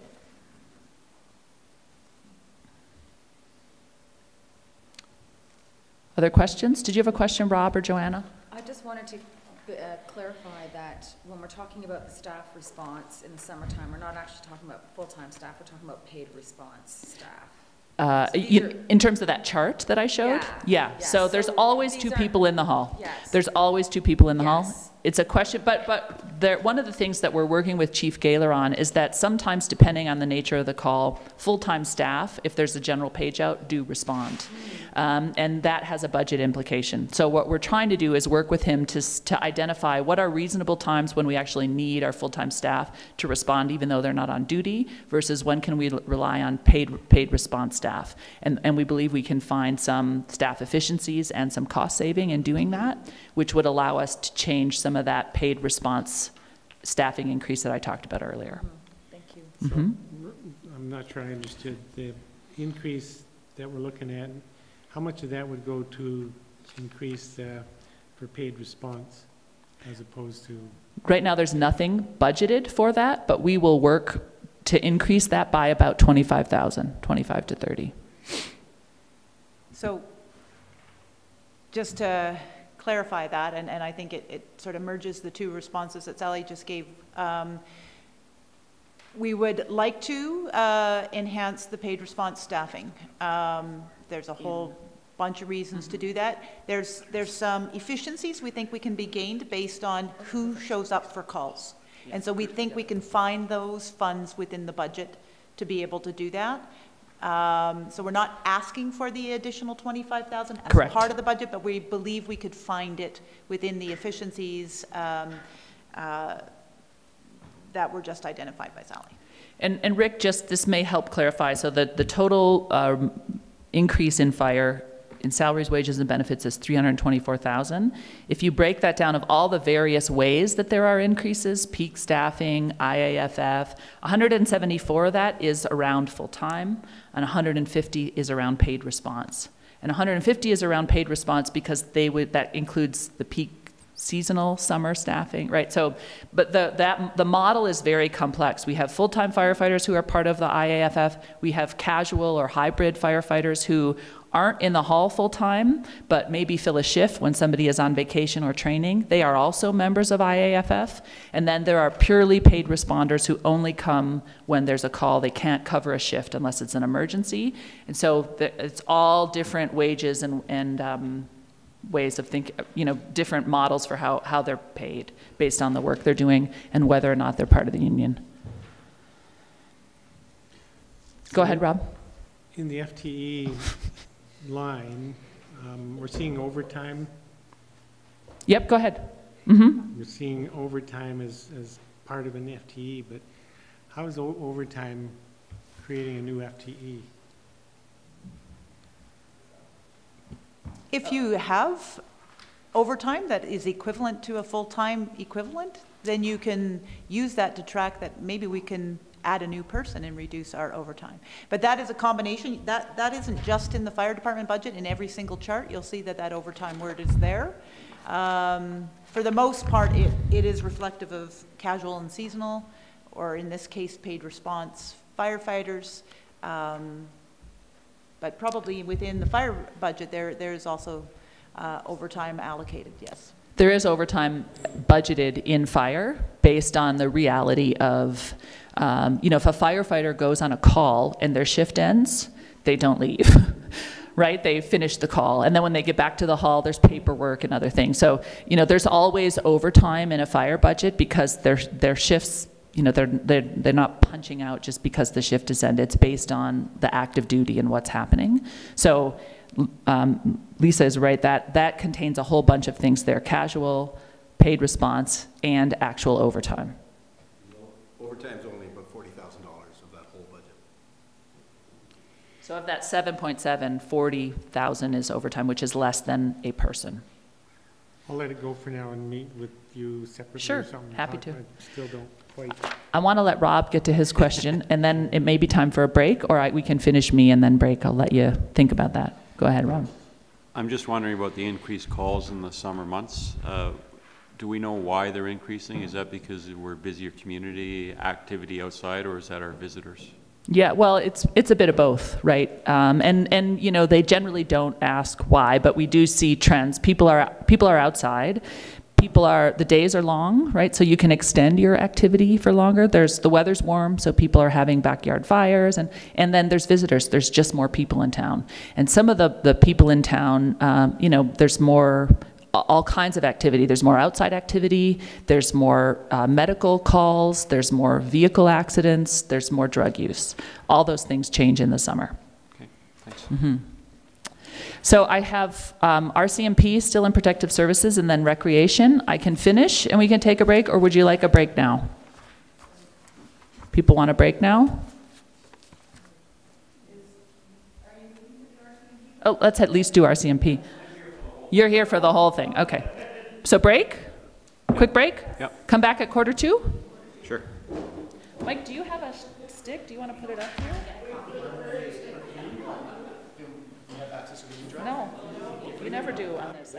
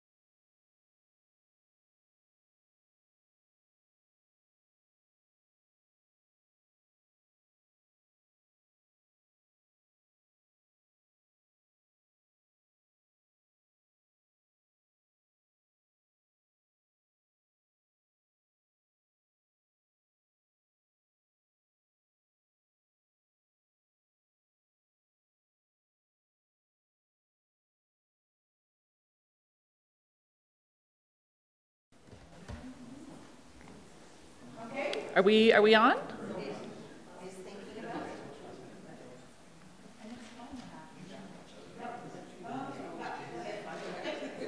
We're good? Okay. Okay, so I'm going to just keep going on the last department in protective services, which is RCMP. And we did have several new position asks this year. None of them were a surprise because they were all identified in the multi-year staffing plan that had came to council for approval in 2018. Council was very clear in approving that was all contingent on budget, that those positions were not guaranteed, just as a reminder. So one of the asks was for a DSA, which is a, oh, now I'm going to forget. Thank you, Detachment Services Assistant. These are the employees who work in the RCMP but are municipal services staff. So if you go to the detachment and you need to get a clearance for a volunteer, for example, or paperwork done, these are the staff you interact with. They're the front-facing office staff in the detachment. There's 3 of them that are municipal. And there was a request for another one in 2019. Again, due to budget, CST put this position into 2021. There were requests for 2 officers, a GIS and a community officer in 20 and 21. Neither of those are in the proposed budget. There was also a request for an entire traffic unit, which was 2 officers and another DSA in 2022. This is something we need to review in 2021, so it's not in, but there's potential also to do traffic service work in bylaw services dependent on community growth. So this is something that will need some analysis and review in 2021 before we're able to put it in the budget. And a lot of the decisions about what we included in the budget and did not include in the budget came from 2 meetings. One that many of you had at AUMA with K Division, and one that the mayor and I had with Superintendent Sage when he was here for an audit. And the feedback we got at both of those was that you can effectively police at a 1 to 1,000 ratio, 1 officer to a population of 1,000, with the notion of 1 to 800 being the ideal. And we are still below, we're between 1 and 700 and 1 to 800 right now with our ratio. We do budget for overtime for officers in the summer, recognizing that there's a population spike. So we're still within that, what Superintendent Sage told us was the ideal range. And that both K Division and Superintendent Sage indicated to us for this budget cycle, if we were going to invest anywhere, it should be in the DSAs because they are able to complete paperwork and free officers up to do more policing. So that is why we put the DSA in where we could afford it in 2021. And again, the other contributing factor was our low crime rate and our very high cop to pop, or very appropriate cop to pop ratio, which were both identified in the multi-year staffing plan that went to council in 2018. In terms of RCMP, there are other changes to the budget that are just the cost of doing business. So their contract is decreasing in 2019, but it will increase again in 2020, so that's reflected in the budget. There is ongoing reduced fine revenue. We continue to see a decline in revenues from the RCMP, so we've budgeted for that. And then a reminder, and the most significant change coming for council is that the current funding model of 70-30 will change to 90% municipal in 2022, we believe, based on population, once we hit 15,000. In 2018 dollars, that will be a $660,000 increase to the budget in 1 year. We had told council and planned to phase that in, to begin taxing for that now and putting it into reserve. We are not able to do that in this budget based on where the budget numbers have come in, so that has not happened. There was some surplus in 2017 that we did put into reserve, but right now there's no other contribution being made. So when this increase is fully brought into taxation in 2022, it will either need to fully tax for it or use tax stabilization and slowly come off of it, but it will have an impact on budget quite significantly once we reach the 15,000. The priorities for the RCMP over the next couple of years, reminder that those are set by the police committee and brought to council, and the ones that they've identified at the last iteration that were brought to council were around traffic safety and crime reduction, largely around vehicle and bicycle theft. Any other protective services questions? Go ahead, Vi. When we met with K Division at AUMA, they talked about the DSA, and I was on the impression that that was a centralized location. Are we talking about having that DSA in our office here? They are in our office here. Okay, yeah, but I thought that they said that they had I was under the impression it was more centralized than just individual offices, but was I wrong? DSAs are municipal employees, so I'm wondering if we're talking about the provincial employees here. I wasn't at this meeting, so I'm not entirely sure. They talked about a program that they're piloting right now. That's correct. There is a pilot program, and I forget now where it was, in the north of the province, which was to more automate the process for officers to do their paperwork. Yeah, so they would call in their report, and then there was a centralized body that was finalizing those reports and then sending them back. So that is still in the pilot phase, and we don't know when that would be implemented or brought into the town. Yeah. That was actually just in the news. There was a piece, I just caught the end of it. So you think it's just being piloted and it's not across Alberta, it's just in one community? One community right now. I understood it was a pilot. So yes. This DSA that we're talking about is a different program? It is absolutely, yeah. It's the daily responsibilities. Much of what they do is dealing with the public who come in for questions or concerns, police background checks, and then the paperwork supporting the officers. And that was where they had explained to us at that meeting the bang for the buck really was in increasing the DSA staff to free up the officers to be out patrolling. Okay. Yeah. And then that pilot program is officers call in, the DSA prepares the paperwork part of the call. Yes. And the officer's not tied up doing that. Correct. Yeah. But this is a little bit different because it's not that advanced yet. Correct. Here. Okay. All right. Thank you. Okay, then with that, I'll move on to the last department, which is recreation. There's 4 sub-departments in recreation. You'll notice the very first sheet is the recreation roll-up. In a lot of other departments, we don't do that, but because when we opened Elevation Place, there was a real focus on revenue and cost. So there's a roll-up for all of recreation, so you can see all of the recreation revenue in one place. The next page is the department breakdown sheets. And the first one is on administration and rental. So there is one new position here requested in 2020, which is the assistant manager position. And this is directly out of the organizational review and the workload that's been identified in recreation.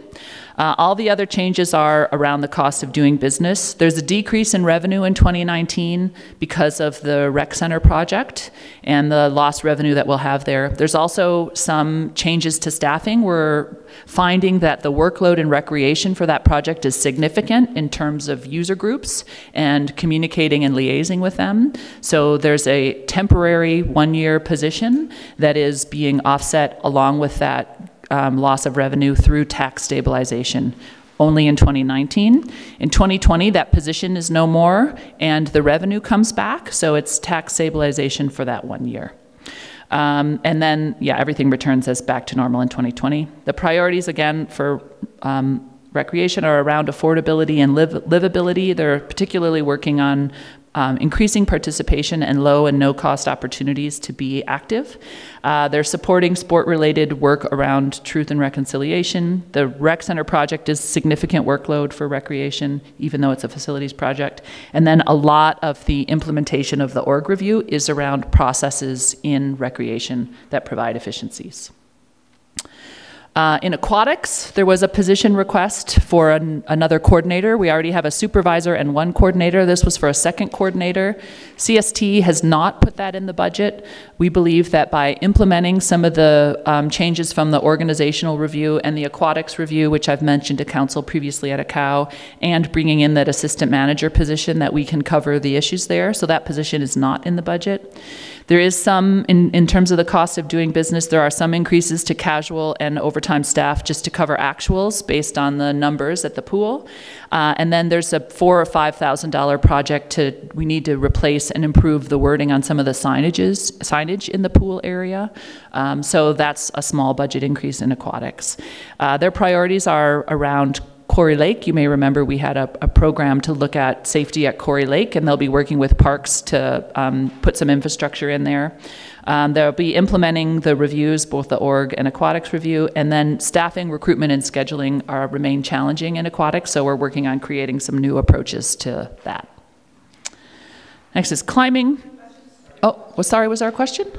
Just the safety programming outreach events at Quarry Lake, is that for 2019 or 20 or? That's for 2019, begin in 2019, and that's really like about 1 day of staff time. So we're not doing significant programming at Quarry Lake, we're not offering swimming lessons, we're not putting lifeguards at Quarry Lake. There'll be a little bit of outreach and sort of checking on we're putting some new infrastructure in, some life-saving devices there. So it's just acknowledging and maybe working with communication on a bit of a campaign, but it's not a significant program. Yeah. So this is a little overstated then. It says outreach events will be held at Quarry Lake. Well, it's not overstated, it's just that it's new. We've never done it before, so I think what they're trying to flag there is that but it is not significant budget or time. So one event. Okay. Okay? Yeah. I think what's important to note here is that when there's been drownings at Quarry Lake, and even though, that's not at the pool, it affects lifeguards, and they feel a moral responsibility to do something to educate the public. So I believe it's in aquatics because it's very important to those staff, but not meant to indicate any significant workload or responsibility of the town of Canmore. I would also argue that it is an important issue for the town. So in 2 consecutive years, we had a drowning at Quarry Lake. And as a result of that, we went out and we asked the Life Saving Society to do an audit. Parks and Recreation worked together on that process. And although it is understood that it is a use-it-own-risk facility, if there are steps that as a community we can be taking to minimize the risk of incidents like that in the future, that is, I actually don't consider that a new activity. I consider that as a status quo additional thing we have to do as part of maintaining our existing level of service. Okay, climbing. There's no new programs or services in climbing. There is a conversion of a casual hours into a part-time position, just again for efficiency and consistency, but that it's within budget and within policy. And their priorities will be to implement the org review, to do some staff training and development, and to review their programs and how they're serving the community. And the last is programs and fitness. So this would be all your fitness instructors and things like summer camp and after-school programs for youth. There is a new ask in this program. One is for an after-school program. So currently, the current after-school programs in the community are at capacity, and Recreation would like to begin to offer one. It's offered to begin in 2020, so it would start in September of 2020, and then be implemented for a full year in 2021. This would be out of the rec center and just basically having a place that's programmed for kids to go after school and on some of the PD Day Fridays. That it would be a new town program. It's an incremental small cost, and it is offset some by revenue from the program. The other ask that is not is in weight room monitors. Recreation wanted to increase the number of staff who are in the weight room at Elevation Place monitoring it. CST did not put this in the budget. Everything else that's in the budget that's an increase is a cost of doing business. As the facility is 5.5 years old, we're starting to see wear and tear, I know, on equipment. So there's a fitness equipment life cycle budget program, and similar with climbing, we're doing a conversion of casual hours into part-time. So there's a slight increase in salaries, wages, and benefits to allow that conversion to happen. We have a really hard time with consistent staffing there with casual hours. It is a part-time job, and getting somebody on a part-time schedule means we can consistently offer that babysitting service at Elevation Place.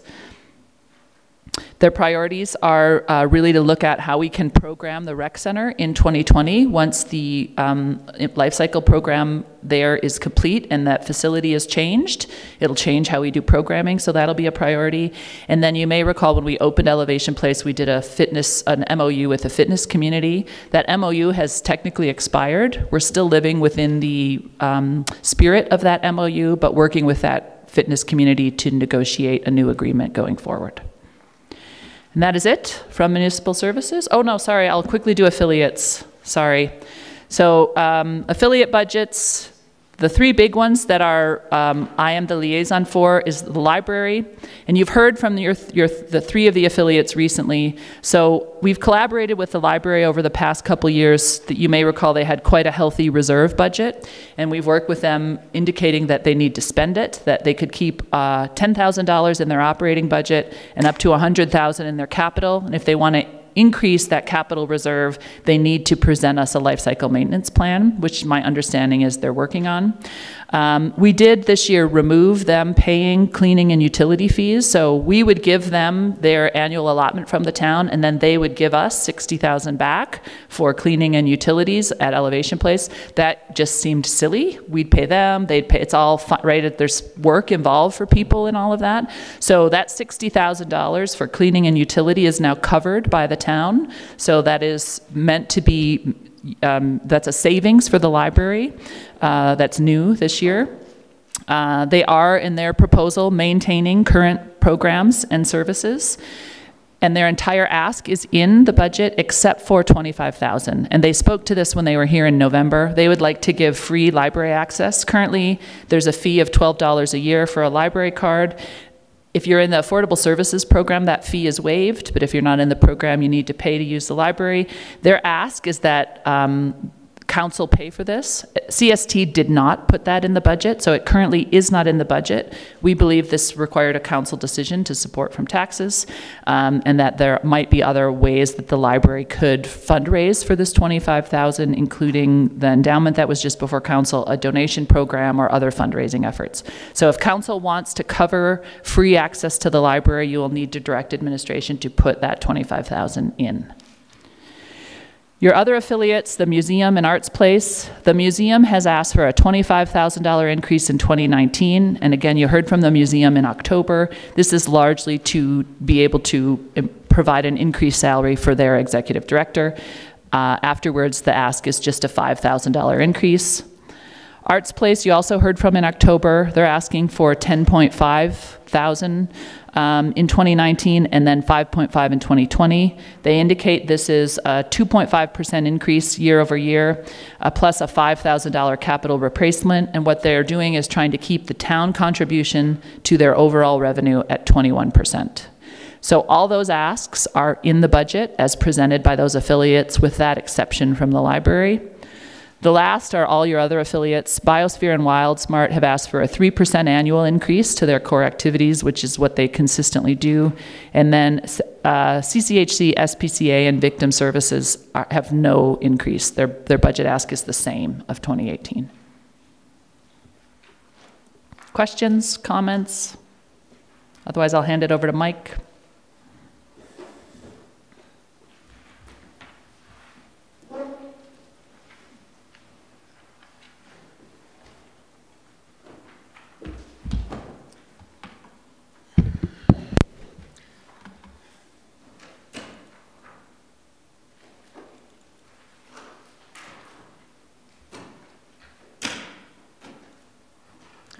So thank you very much. In the interest of efficiency, I have reused essentially Sally's presentation, but as infrastructure tends to be just efficient in general, we're going to do it in half the number of slides and considerably less time.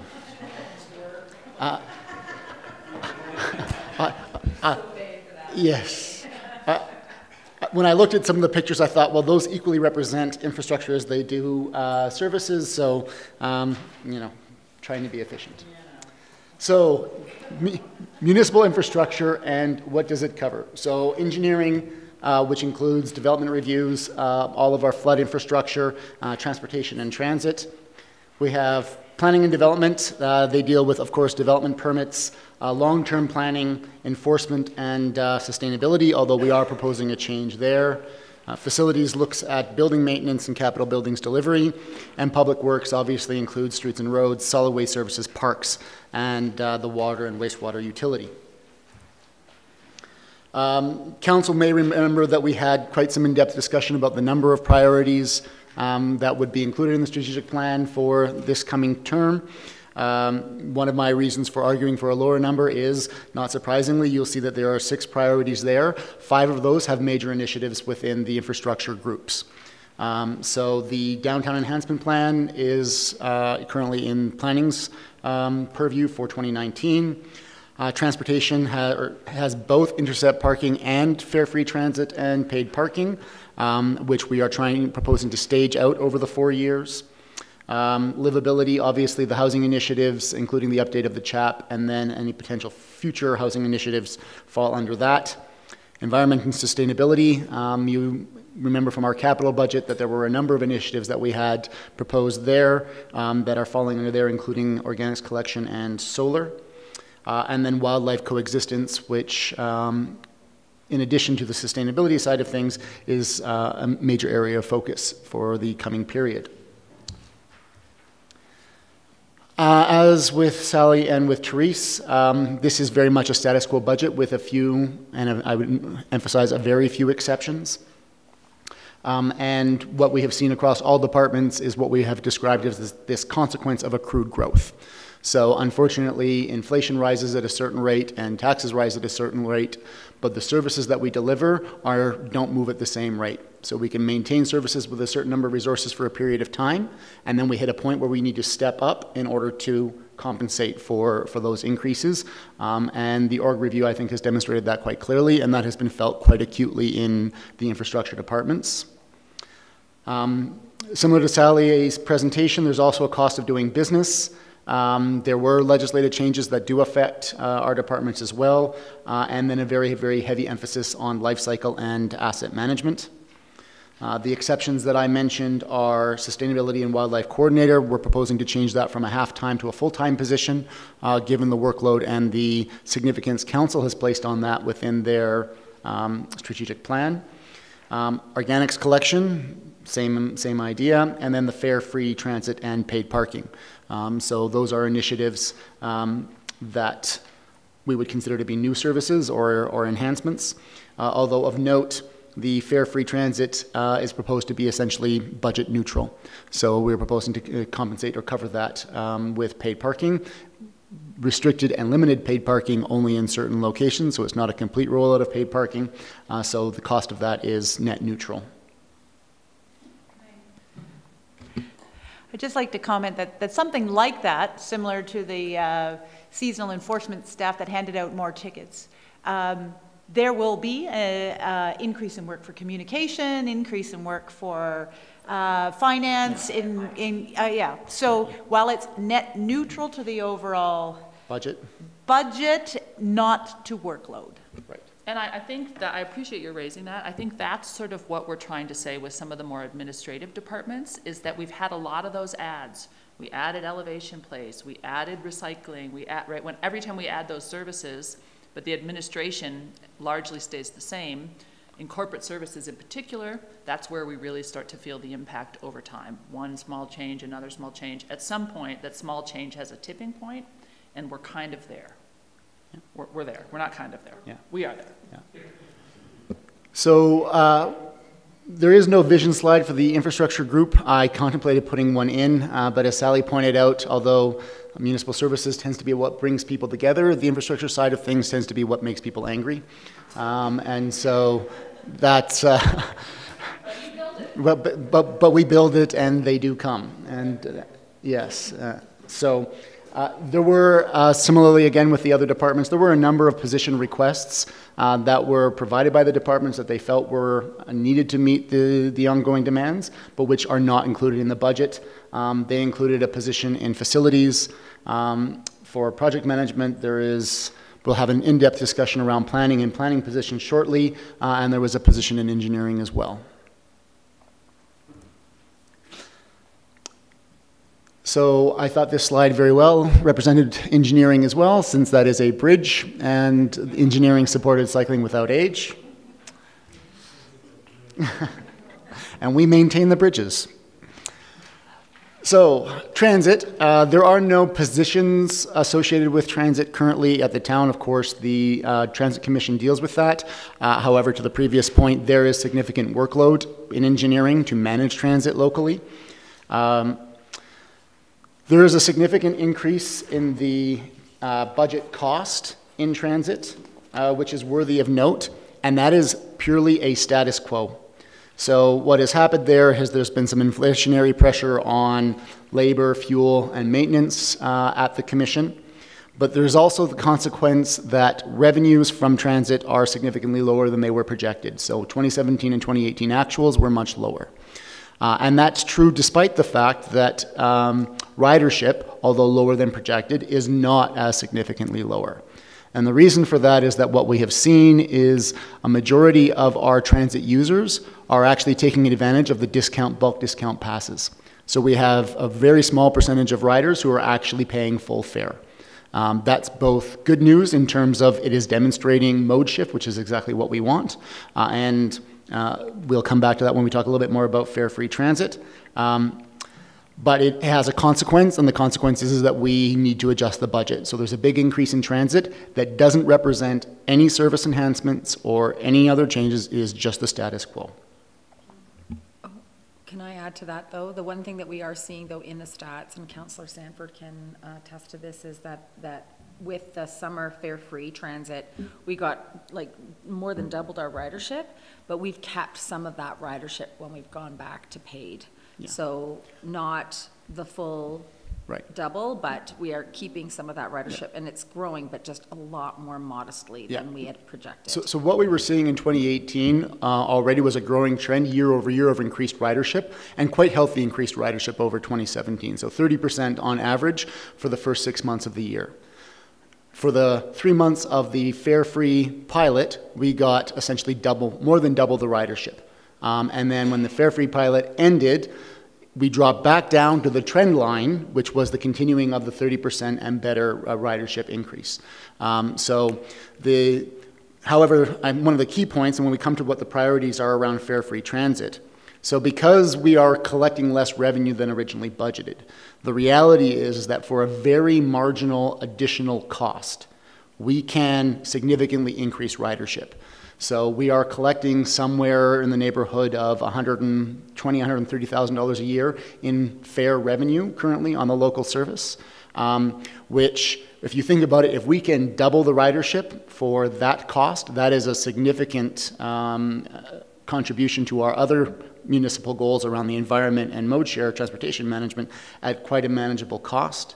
And then where the paid parking comes in is as per the parking study that was done earlier and the parking plan that council approved. We have identified certain high priority locations in the town where we could do limited, time restricted, and paid parking that would generate revenue to offset that cost. There would still be plenty available free parking, time-restricted free parking in the downtown, so as to not negatively impact businesses, but there would be certain sort of high-priority locations where we could collect revenues. So that is the one priority that is there. The other priority is the regional transit partnership, so this is on it. That has been run quite successfully the last 2 years. We are continuing to include a budget in there to support that from the town of Canmore side. We are a very small partner in this in comparison to Banff and Calgary, who do the lion's share of the contribution. And this dollar figure is again dependent on ridership. So this is the worst case scenario. If ridership exceeds expectations, this dollar number could be lower. Councillor Seeley? I've heard some really good things about on it. What's the ridership like? Is it being well participated? Councillor Kent? So we just had a report with regards to that at the Transit Commission. It didn't perform as well as it had in the past years, or the past year rather. So there was some recommendations moving forward on how to shift the schedule around so that we would get better ridership, but yeah, and some of it was interesting to see how the marketing was played out. They really marketed it hard, about I think 30 grand worth of marketing dollars. It didn't perform as well as it did the year prior, but I think that it will begin to perform a bit better as years come forward. Great, I love that program. It continues. And if you read... I did not, but I know.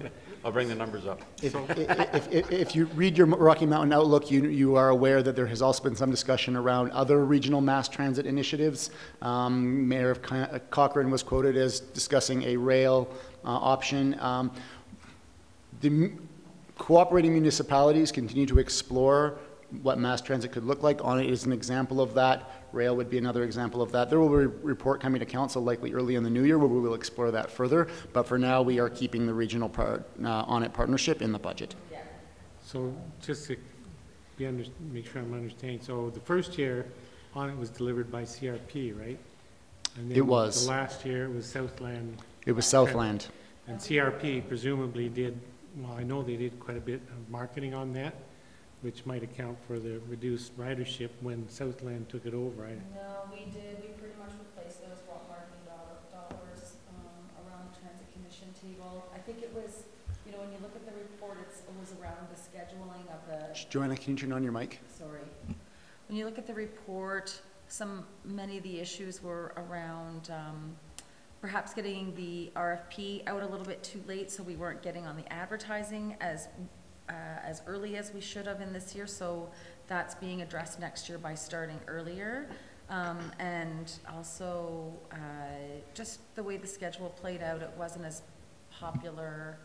The scheduling times weren't as desired. So we just need to literally shift from morning to afternoon. There was also a note in the newspaper, I think, that I read around overall traffic in general down in Banff, because 2017 was the banner year, right? Yeah, that was the 150. So there was a lot of push, even nationally, about how the parks will be overcrowded, et cetera. So people might have been more motivated to try to take the bus in 2017 versus 2018. I think there was also some concern about the drop in visitation because of the smoke in August. And their numbers went down. So whatever the regional issue is currently on it is quite sensitive to that. So just back to the budget sheet. So the $1 million total expenditure, a little over $1 million, that's likely to be permanent. I mean, some number in that range.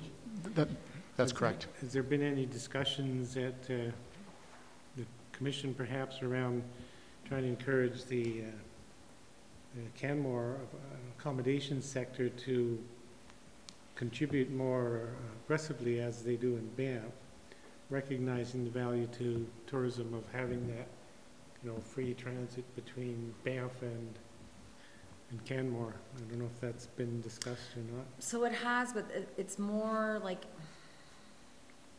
It's complicated. It is complex. So in Banff, there's that support, not for the Banff regional, but for the Banff local. Mm-hmm. But in Banff, transit primarily services visitors first and locals second. And we are quite the opposite in Canmore. Mm-hmm. It's servicing locals first and visitors second. Mm-hmm. Understanding that it actually only swings by the hotels over on Bow Valley Trail. On weekends. On weekends as well. So, and that walk downtown is pretty short as well. So it's just a different kind of service, and our geography is quite different. Yeah. And the motivation behind transit in Canmore was around affordability. The motivation behind transit in Banff was very Parking. different. Yes. But I would note that, you know, the $130,000, that's the cost of 2 parking stalls, well, a little bit more than 2 parking in lieu stalls, really. So in terms of providing or the provision of more parking, it's well worth it. It's just, and I agree with you, John, actually when we started talking about fare-free transit a few years ago, I thought that the parking would make the whole budget line item go away, and I realize now it's just the fare piece. So I'm just looking at the future, if there was a way of reducing that anticipated $1 million more or less contracted cost. Do you know what make it go away?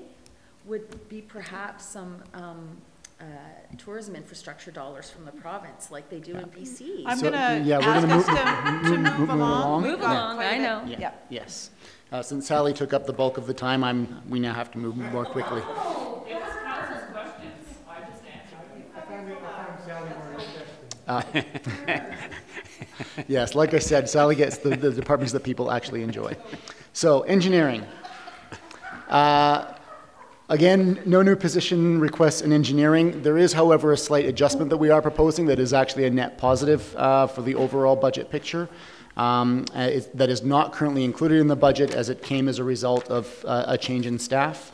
So we have a senior position who is actually departing, and we have the opportunity to essentially replace that with a more junior position in combination with an extension of the intern by 4 months, which was previously funded by grants but not included in this year's budget at this point.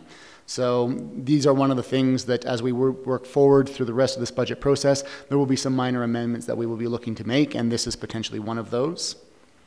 In the interest of time, I will do a very, very short comment on my second point, status quo. We had an interesting conversation at the CST yesterday around is transportation infrastructure investment, in other words, mode shift asset management.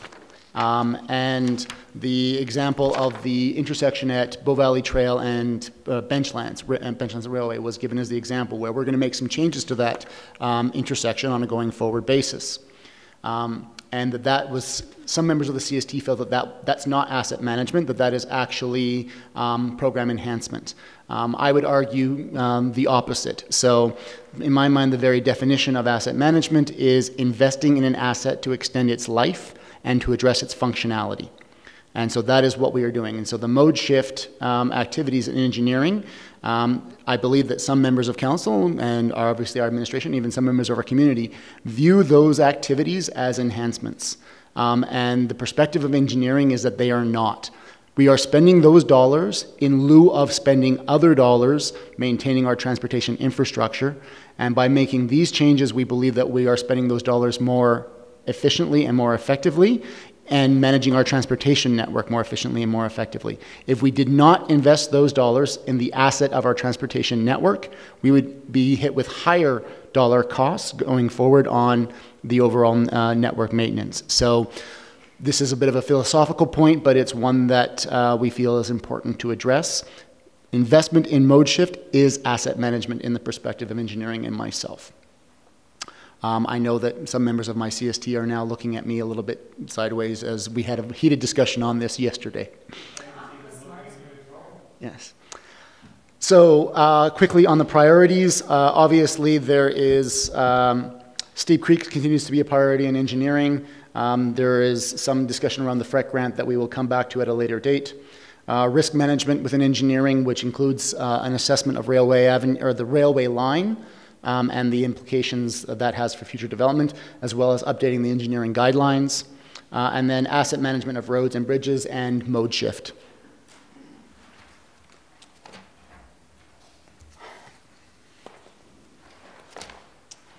So planning and development,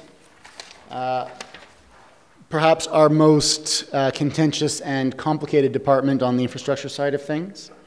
So starting with positions, already you can see that it is complicated. So the first point I want to make is that oftentimes, and we'll get to this in a later slide, when we receive revenue in planning and when the work actually needs to be done, often do not coincide. So we receive revenue up front for applications and then work needs to be done afterwards, and at times that work can go on for years, as is the case with Stewart Creek Phase 3, for example. So the first position that we want to talk about in planning is we currently have a position that is 50% a sustainability coordinator. We would like to make that position 100% sustainability coordinator and wildlife. So that means we're increasing the sustainability and wildlife position by a half FTE. That position is proposed to move into public works. That has not yet been done within the operating budget, but is something that we'll do as we make adjustments going forward. The second point on that is that the other half currently of that sustainability coordinator position is a planner position. What we want to do is we want to add the other half of that planner position so that we are able to have a full-time senior planner position. So between sustainability and the senior planner, we're adding 1 FTE. In addition, in planning, we have a 1-year term position proposed for 2019, which is funded directly from revenue related to the TSMV ASP application.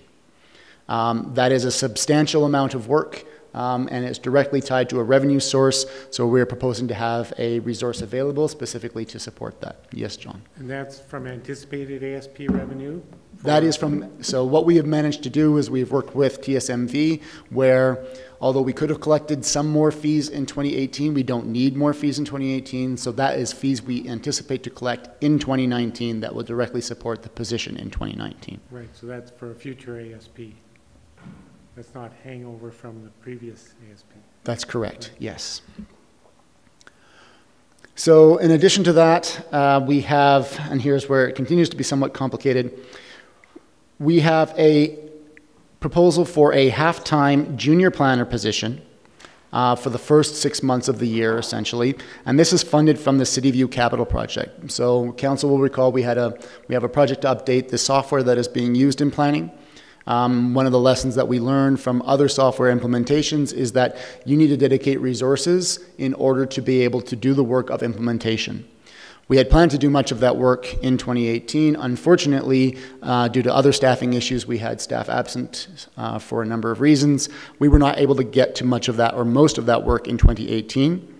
So in 2019, there was a specific council resolution authorizing a scope within the budget, the capital budget, to support staff to implement this project. And we are proposing to keep that in for, or to basically spend those dollars in 2019 to support the City View implementation. That doesn't require a council approval at this point. That has already received a council approval and is already in the existing capital project. But when we go on to the next point, we have a 1.5-year term junior planner position, which is essentially the second half of the year for that junior planner, plus 2020, that we are proposing to fund from surplus planning revenue. And that has to do with, and you'll see it on the next slide, talking about when money comes in and when work needs to be done. So once again, in 2018, planning revenue far surpassed what our projections were. That is not a bonus for us. That all represents work that needs to be done. And it represents the fact that more work came in than what we were able to reasonably anticipate or project.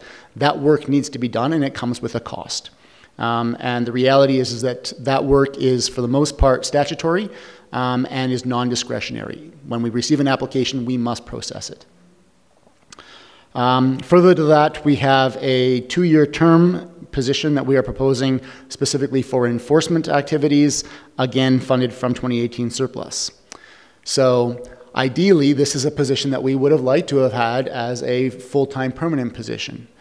Given the other budget challenges, it was not felt that we could make room for that in this year's budget, so we are proposing to fund it in this way. This is similar to what we have done for the last year and a half with this position, or last year with this position, sorry.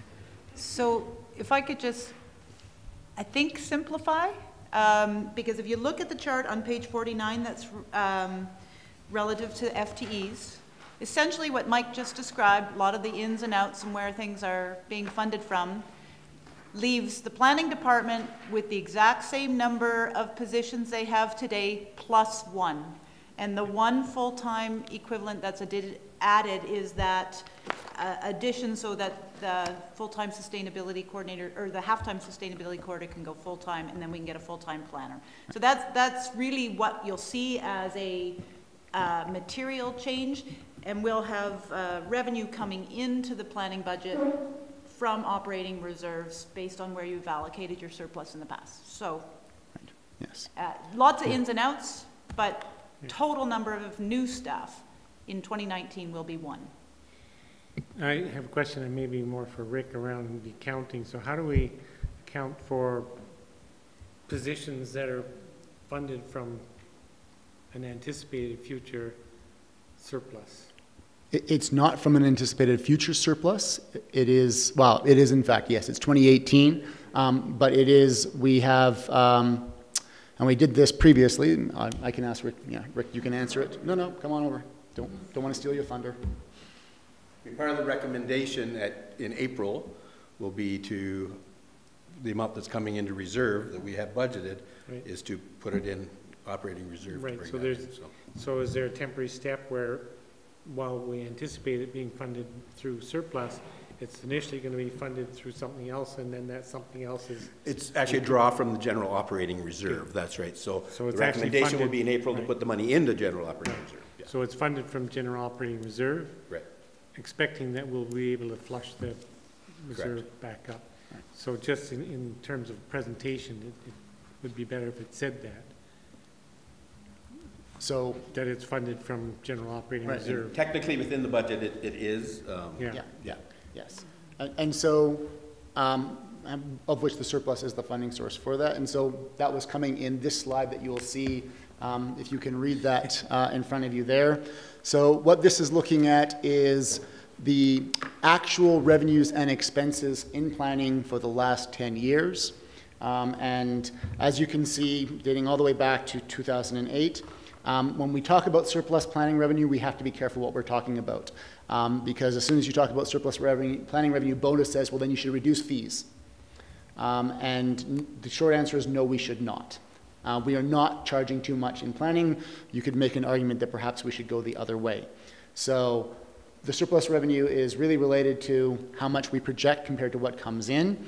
You can see every year since 2008, except for 2, overall, the planning department has cost more than they have brought in, similar to all other town departments. What's interesting... Sorry, since 2008? Since 2008, that's right. 2/3 of the way down the net surplus. Yeah. Yeah. Yes. So in 2013, we actually took in $50,000 more in planning than what it costs us to run the department. Every other year, it has been a deficit, except 2017, interestingly enough, where we took in $500,000 more than it cost us to run the department. And that was again related to the extremely high volume of development applications that came in, much higher than was anticipated. And we are tracking similarly in 2018. So in 2018, we will bring in more than what was originally budgeted. And actually, if I look at 2017, there's 535,000 that came from reserves. That came from reserve. So that's essentially offset your surplus. That's right. It's essentially a wash there. Yeah. Yes. And we didn't spend it all. Yeah. Yeah. Yeah. And so then on the bottom half of that slide, what you'll see is exactly what the mayor was requesting, is that it's actually shows a transfer in and out. So we fund it out of the general capital or general operating reserve, and we transfer that from the surplus into the operating reserve in order to fund that once the surplus gets allocated later on in April. This bottom chart is overall town surplus. That How was allocated every year? Yes. So much of it went to the PAH reserve, some of it went to the general operating to offset the positions in planning.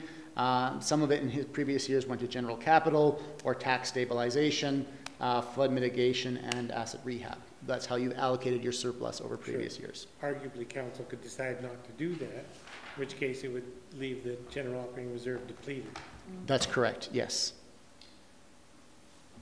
And so that actually leads to one of my questions. How do we get out of this way of planning around planning? So historically, in my opinion, planning has always been under-resourced. And I recollect reading in the newspaper long before I was elected, when the recession hit, there being this, oh, well, we should just like cut the planning department in half. When in my mind, that's actually would have been a great opportunity to keep those staff and prepare for the future, because we knew that, and well, I knew at least, that it was going to change. So is there some way moving forward that we can get away from this kind of planning for planning? Or is there some sort of like, you know, once we get to so many planning dollars or application fees or whatever, it automatically triggers a decision of council to decide to add another full-time position or something like that? Because you can draw a direct line between the dollars and the work. Yes. And so, but the reality is that you can do that in most departments, right? You know, every department has pressures in terms of workload that increases year over year. And you know, you raise a valid point. Much of planning's workload is what I classified earlier as future planning. Yeah. So that's your MDP update. It's your LUB changes and updates. Those sorts of things, which are not directly related to planning applications, but are still significant workloads. And significantly important to us as well as the community. Like, there's a public expectation about suites, employee housing policy, all those things, that they'll be addressed. And Yeah. I don't think the public realizes that when a statutory application walks in the door, that those things now officially take back seat. Yes. Keep the Town Task Force, all those things, they've been going on for years because planning is ramped up and they are now taking a back seat. Yes, so that's understood. I mean, the short answer is the only way to get out of that is to budget for staffing the way we do for every other department, which would be to take some of these term positions and make them permanent full-time. We don't feel that we have the room in this year's budget to do that, so we are proposing to do the direct link between the money that comes in and the work that is being done. So we can directly tie it in that way, and because the money comes in, again, not necessarily at the same time that the work needs to be done, there's a logic to working in this way. So unfortunately, this is the best solution we can come up with at this time, given the constraints that we have. And I would suggest that it's an appropriate solution. We could potentially name a reserve specifically, planning and development reserve, and then similar to our utilities or what we're doing now with economic development, and specifically allocate that for the times when you need it. We're using the operating reserve, which is appropriate.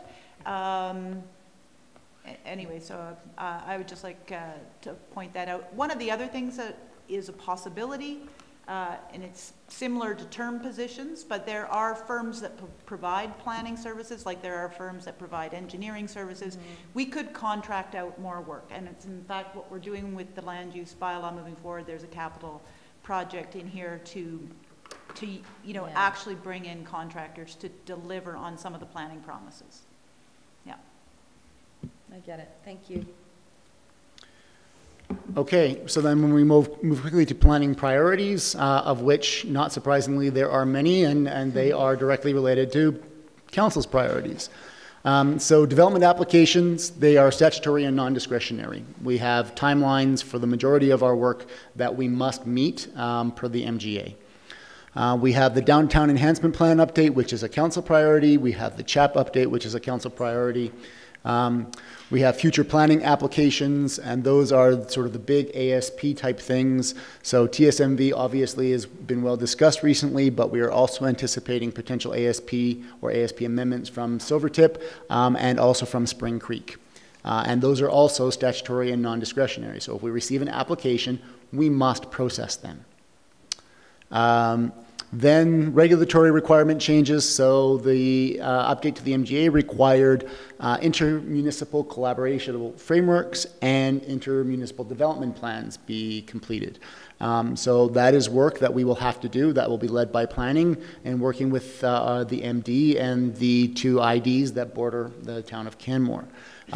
Fortunately for us, we can take advantage of some exemptions and some limitations, so that work will be less arduous than some other municipalities might face, but it is still work that we have to do.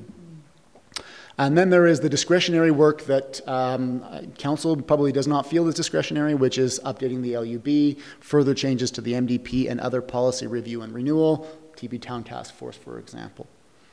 SSR is another example. So that is all work that is a priority and is included in the work plan, but to Councillor McCallum's point, that is discretionary work. So in the last 2 years, we brought on additional resources, thinking that we would be able to use those resources to support updating the MDP and updating the LUB.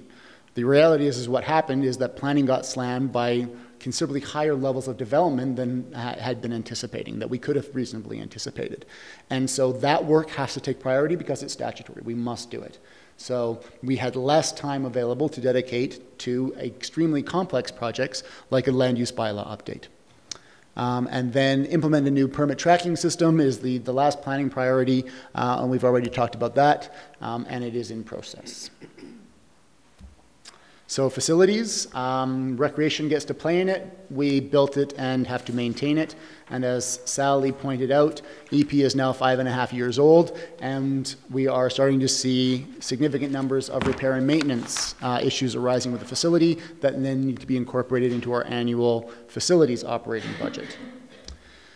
Having said that, there are no new positions in facilities in the budget period. Like I said, there was an ask that CST decided not to include. There is a cost of doing business increase in facilities that is not insignificant. It is primarily due to, again, maintaining service status quo. So adding the fact that we have to do R&M to EP is substantial. There is inflationary increases on materials and contracted services that we have to deal with. Those are costs that we don't control. In addition, we got some bad news the last week that we are anticipating an increase of close to $100,000 in transmission and distribution charges around electricity. That is not currently reflected in this budget, so that is an additional cost that we will have to account for before we get to a final approval, and obviously it is a significant amount. In addition, for facilities, as Sally pointed out, so we are losing some revenue in facilities, or at least there's an internal transfer change there around the library, Parent Link, and I believe there were one or two more that shows an overall decrease in facilities revenue. Priorities going forward for the facilities team, obviously, so one of them serves a dual purpose. So there is a heavy emphasis on solar installations in 2019 and 2020 per the capital budget.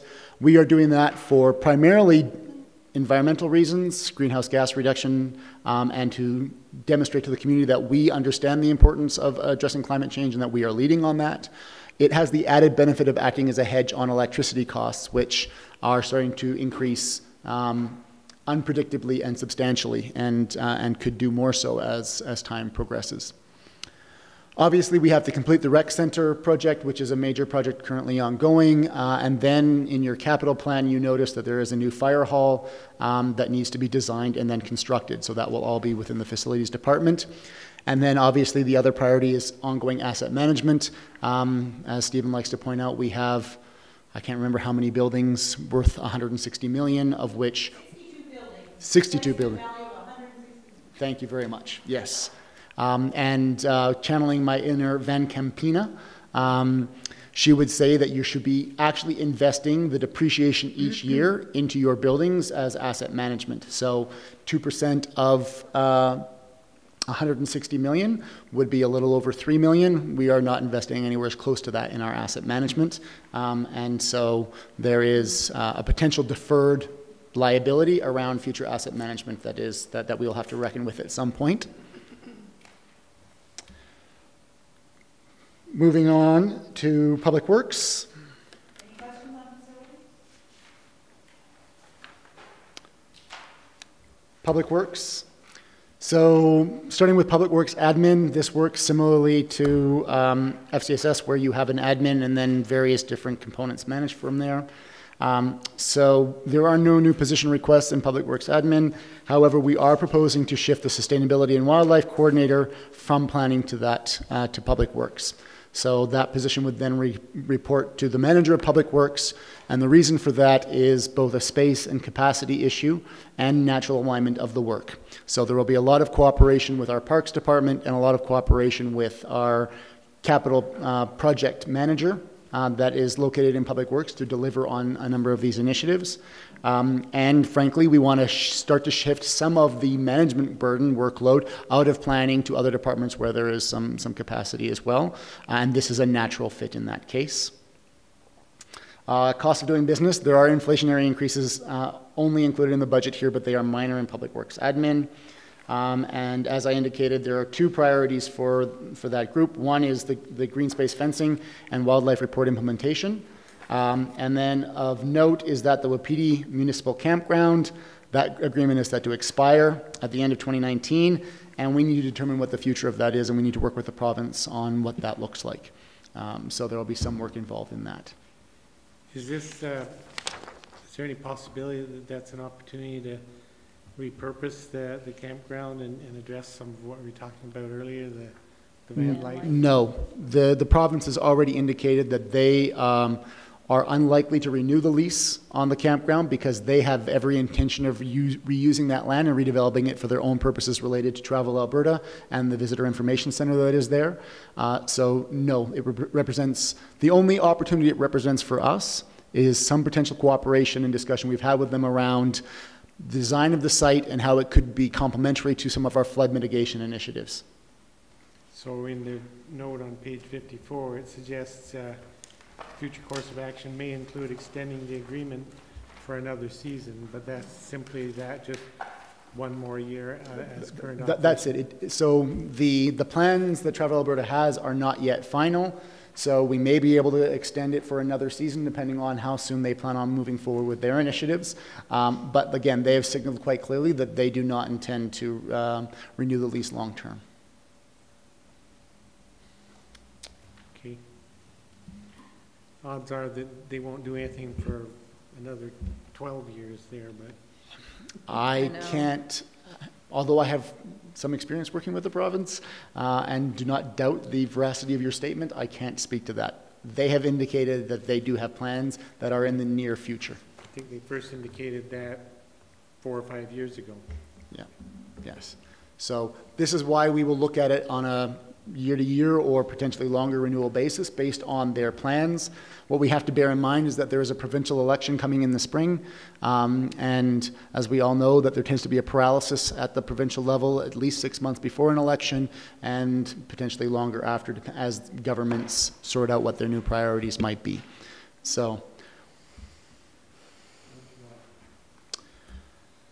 parks. So no new position requests in parks, despite the fact that we are growing as a community and there are added pressures there. However, this was the initiative that Lisa spoke to and Therese spoke to earlier, which is there may be an opportunity within parks to bring a current contracted service in-house that would result in some potential savings over the next couple of years.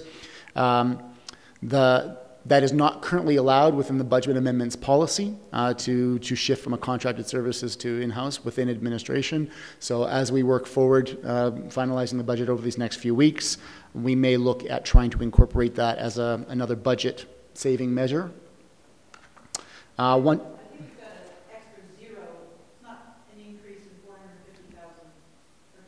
No, you're right. Sorry, I have one zero too many there. You're right. Yes. I got excited there for a minute. Yes. Holy moly. Yes. That would be a lot of tree watering for $450,000. Yes. Once again, within parks, again, no new positions, and all other increases are directly related to the cost of doing business, which is essentially inflationary increases in parts, fuel, and contracted services. Priorities going forward for parks, obviously continued green space asset management and playground asset life cycle.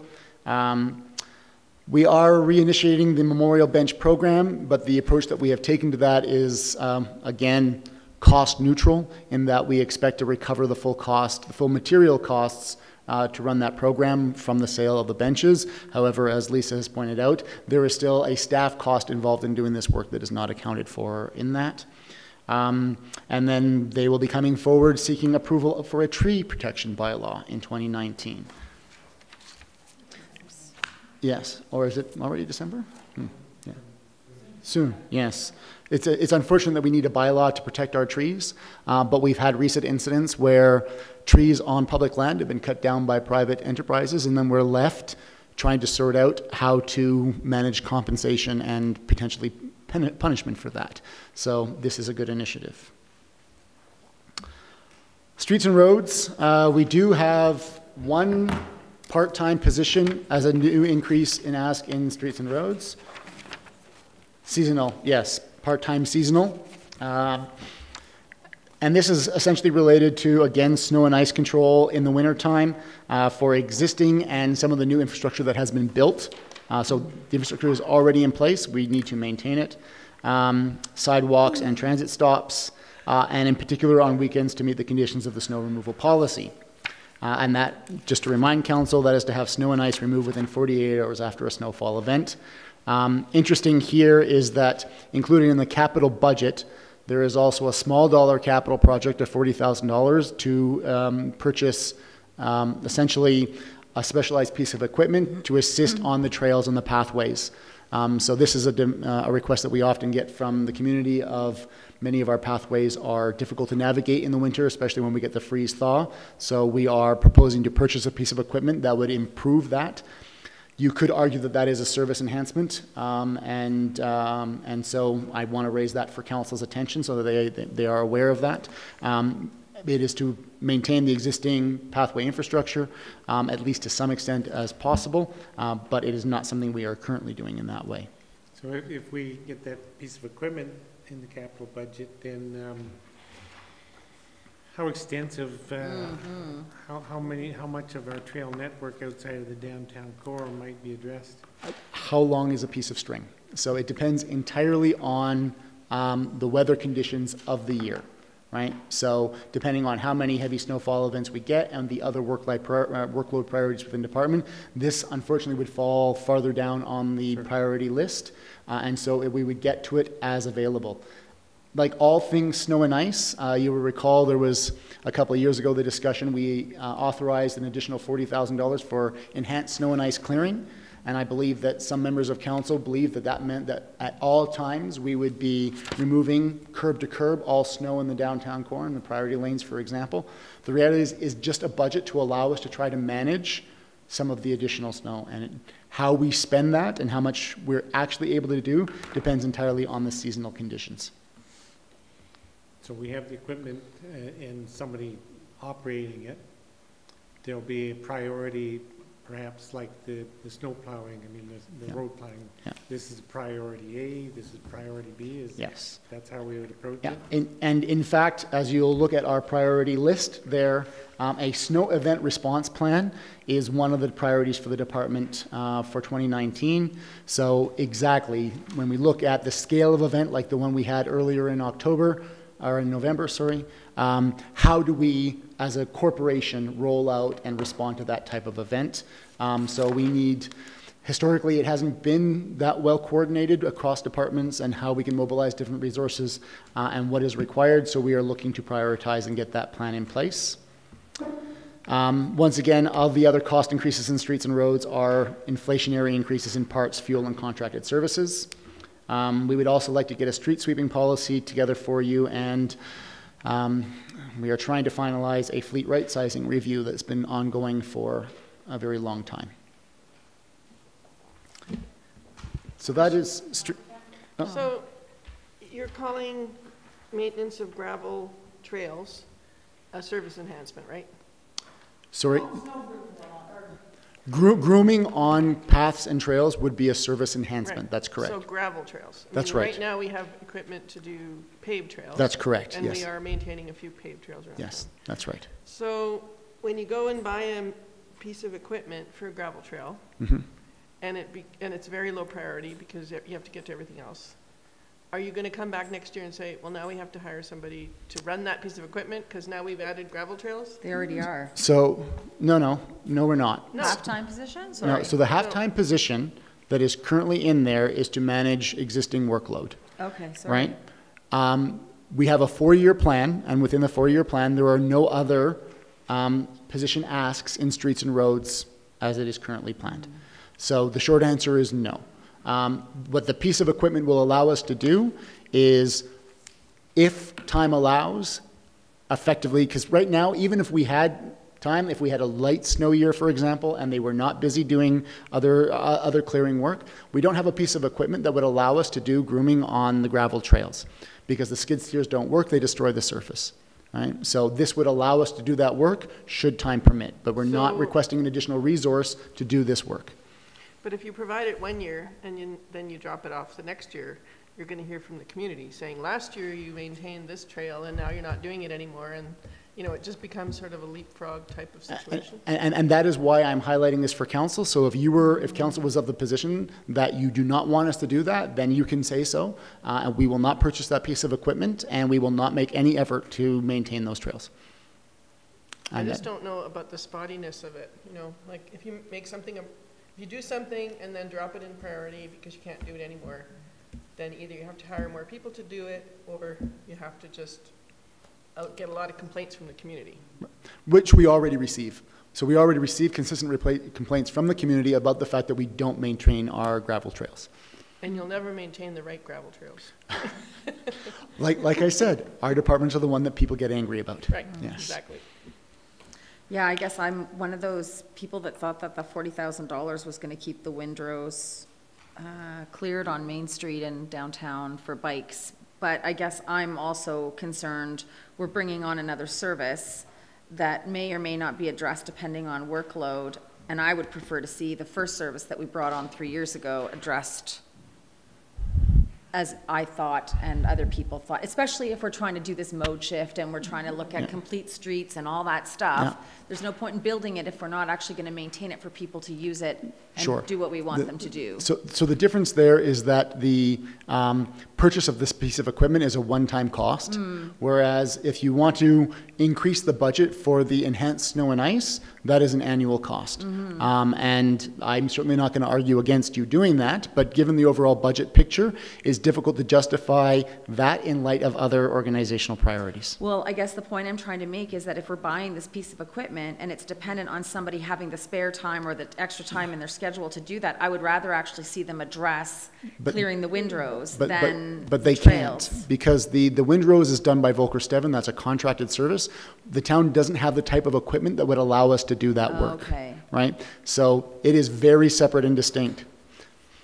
And speaking of Volker Steven, the contract with them comes up in 2019, and that contract is tied directly to their contract with the province to maintain the overall highways. So there could be some changes there coming that it's difficult for us to predict at the moment, but part of the work in Streets and Roads will be some ongoing negotiation with Volker Steven around what that service looks like.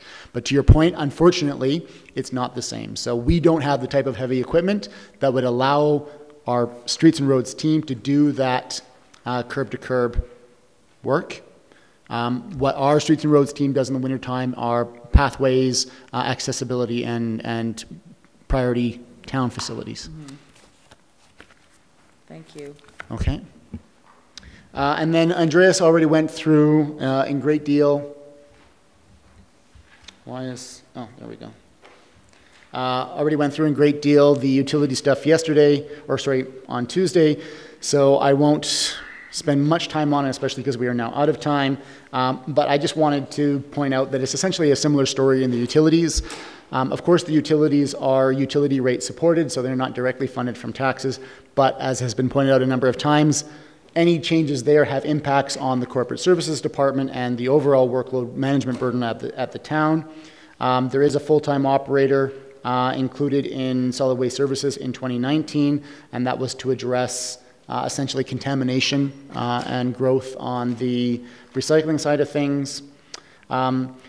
Pursuant to that discussion that we had on Tuesday, where there were some concerns that we were not adequately resourcing the organics collection program, I wanted to bring to council's attention. So earlier this year, the town applied for a grant that would fund a climate change specialist position. It is a federally funded grant. It would cover 80% of a position. However, we did not include it in the budget because it requires a matching contribution from the town. So 80% from the feds, 20% from the town, and we just did not consider it was a sufficient priority to justify even the 20%. However, given the discussion that we had on Tuesday about wanting to ensure that we would resource organics appropriately, one potential opportunity, because we should find out about the grant relatively soon, is that if we are successful with the grant, we could allocate that position specifically to support the organics collection implementation. That would be a 2-year term only, because that's the length of the grant, and then we would consider it to be grant dependent, but it is a potential opportunity to get a position relatively cheaply if it is needed to support the implementation of that program.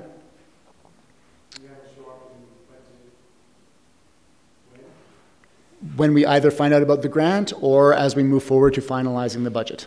Okay, so that'll affect the overall budget that we've been looking at. Yes, I've highlighted in this presentation already at least 3 separate issues that we're going to have to make adjustments or changes on that will impact the budget overall. Some of them to the good, some of them unfortunately not. That particularly would affect the operating solid waste service. Yes. Right. Yeah. Okay. Oops. And then, of course, the priorities at Solid Waste Services are the Organics Diversion Program and then Recycling Right campaign. And then lastly, the water utility. We discussed this as well on Tuesday. The contract is set to expire. There is an annual cost increase of doing business with EPCOR. Those increases are built into the contract, and they are addressed through the utility rates. And some of the additional priorities at the water utility are the Railway Avenue deep utility replacement. And then we have an approval to operate, as Andreas pointed out, that needs to be addressed. And that concludes my presentation. Any other questions? Great. Thanks, Mike. I would like to ask the Finance Committee's indulgence to go over time for 10 or 15 minutes to have a bit of a wrap-up discussion and talk about what's next. We have 3 days, half-days, scheduled for your discussion and debate on these budgets. So next Tuesday, next Thursday, and then the following Tuesday, I believe, have all been set aside for your discussion and debate. So we've just completed our 4th day of review of budget, both operating, capital, and our utility rate model supported units of solid waste services and the water utility. I think the general managers have done a great job of explaining what's in the operating budget here. The capital budget might have seemed like a long time ago that we went through that. I want to make it clear that the capital budget and the operating budget are not mutually exclusive. There's about $1 million in the operating budget that funds capital. We also have reserve transfers that go to fund capital. So, to quote our previous finance manager, and we've used this language repeatedly now, money is fungible. So it's, there is the opportunity to take a look at the capital budget as well as the operating budget as you start to proceed through your discussions and debates on potentially what you would like to see. So I want to reiterate that while the budget increase for 2019 is higher than the council directed guideline at 6.6%, over the 2-year term of 2019 and 2020, it's an average of 4.9% annually. And the reason administration brought in this budget this year with the 6.6% increase is because of much of what we've talked about today. Those increased organizational pressures that have resulted from very high growth years. So we cannot keep building and growing our infrastructure and growing our services and programs without growing the administrative and organizational effectiveness to deal with those. So all new infrastructure comes with new operating expenses, and that's the link with the capital as well. If you look at the capital budget, every justification sheet will have an operating budget increase or effect section on the justification sheet. I think it's really important that you consider that and look at that, because that will influence future years. If we, build more infrastructure or do some enhancements, we just had that discussion around that piece of equipment in streets and roads. That's actually really excellent discussion, and those are more of the issues that we can debate and discuss next week. Reducing Lisa, this year? Just real quick, I have a 12 o'clock that I need to reschedule. Sorry, Rob. So I'm just going to go make a quick phone call, and I'll be right back. Okay, sorry, Rob. Yep. Do you mind if we continue, Rob, or you want us to wait for you? Go ahead. Okay. Just want to make a point that reducing this year or deferring, if we don't remove something from the budget if we remove something from the budget this year and you want it to be added to future years, it actually only exacerbates the tax increase. Because removing, for example, $100,000 out of 2019 and moving it to 2020, the differential is then $200,000, right? Because 19 was reduced by 100, but 2020 was increased by 100. So your differential, as you push things out, Rick likes to call it chasing your tail, or you're just exacerbating things down the road. pull up a spreadsheet to show you that, if that's helpful. But unless we're removing things out of the budget and keeping them out of the budget, or bringing new revenue sources in that are recurring, you're actually just moving your issue down the road. Is that clear? Yeah. So I guess what I really wanted to know today, before we get into next Tuesday and Thursday, is if you have received all the information you need to then come prepared next Tuesday to start discussing items you would like to see debated in the budget. So do you have, are there more details on any of the departments? Are you fully understanding what it is that we're expecting of you next week to debate and discuss this budget, put forward amendments, potentially move projects or resources from year to year? Mayor Borman? I would like to have just a brief discussion at this time. You and I had a brief discussion the other day about franchise fees and how they play into the budget, and we haven't talked about that. So we receive franchise fees from ATCO and Fortis. Each of them is about $1.1 million annually. Those fees, 2 or 3 years ago, we actually increased the percentage that gets charged on those fees. So our annual collection rate is increasing on those fees. One of them, ATCO's franchise fees, the $1.1 million, goes right into the operating budget and is just used as general revenue. Helps to keep taxes down. The second one, the Fortis franchise fees, goes directly into the capital reserve. The only motion of council on those franchise fees is related to Fortis, and it was put in the capital reserve to fund the debt associated with the downtown power line burial. That downtown power line burial comes off our books next year. It's about $187,000. So Rick provided us with a history of franchise fees. When I say us, the CST, and we were looking at that. So franchise fees have gone from about $1 million a year to $2 million a year over the last 10 years. So we are increasing them, and we've been using the ATCO fees to go right into general revenues, and we've been using the Fortis fees to go into capital reserves.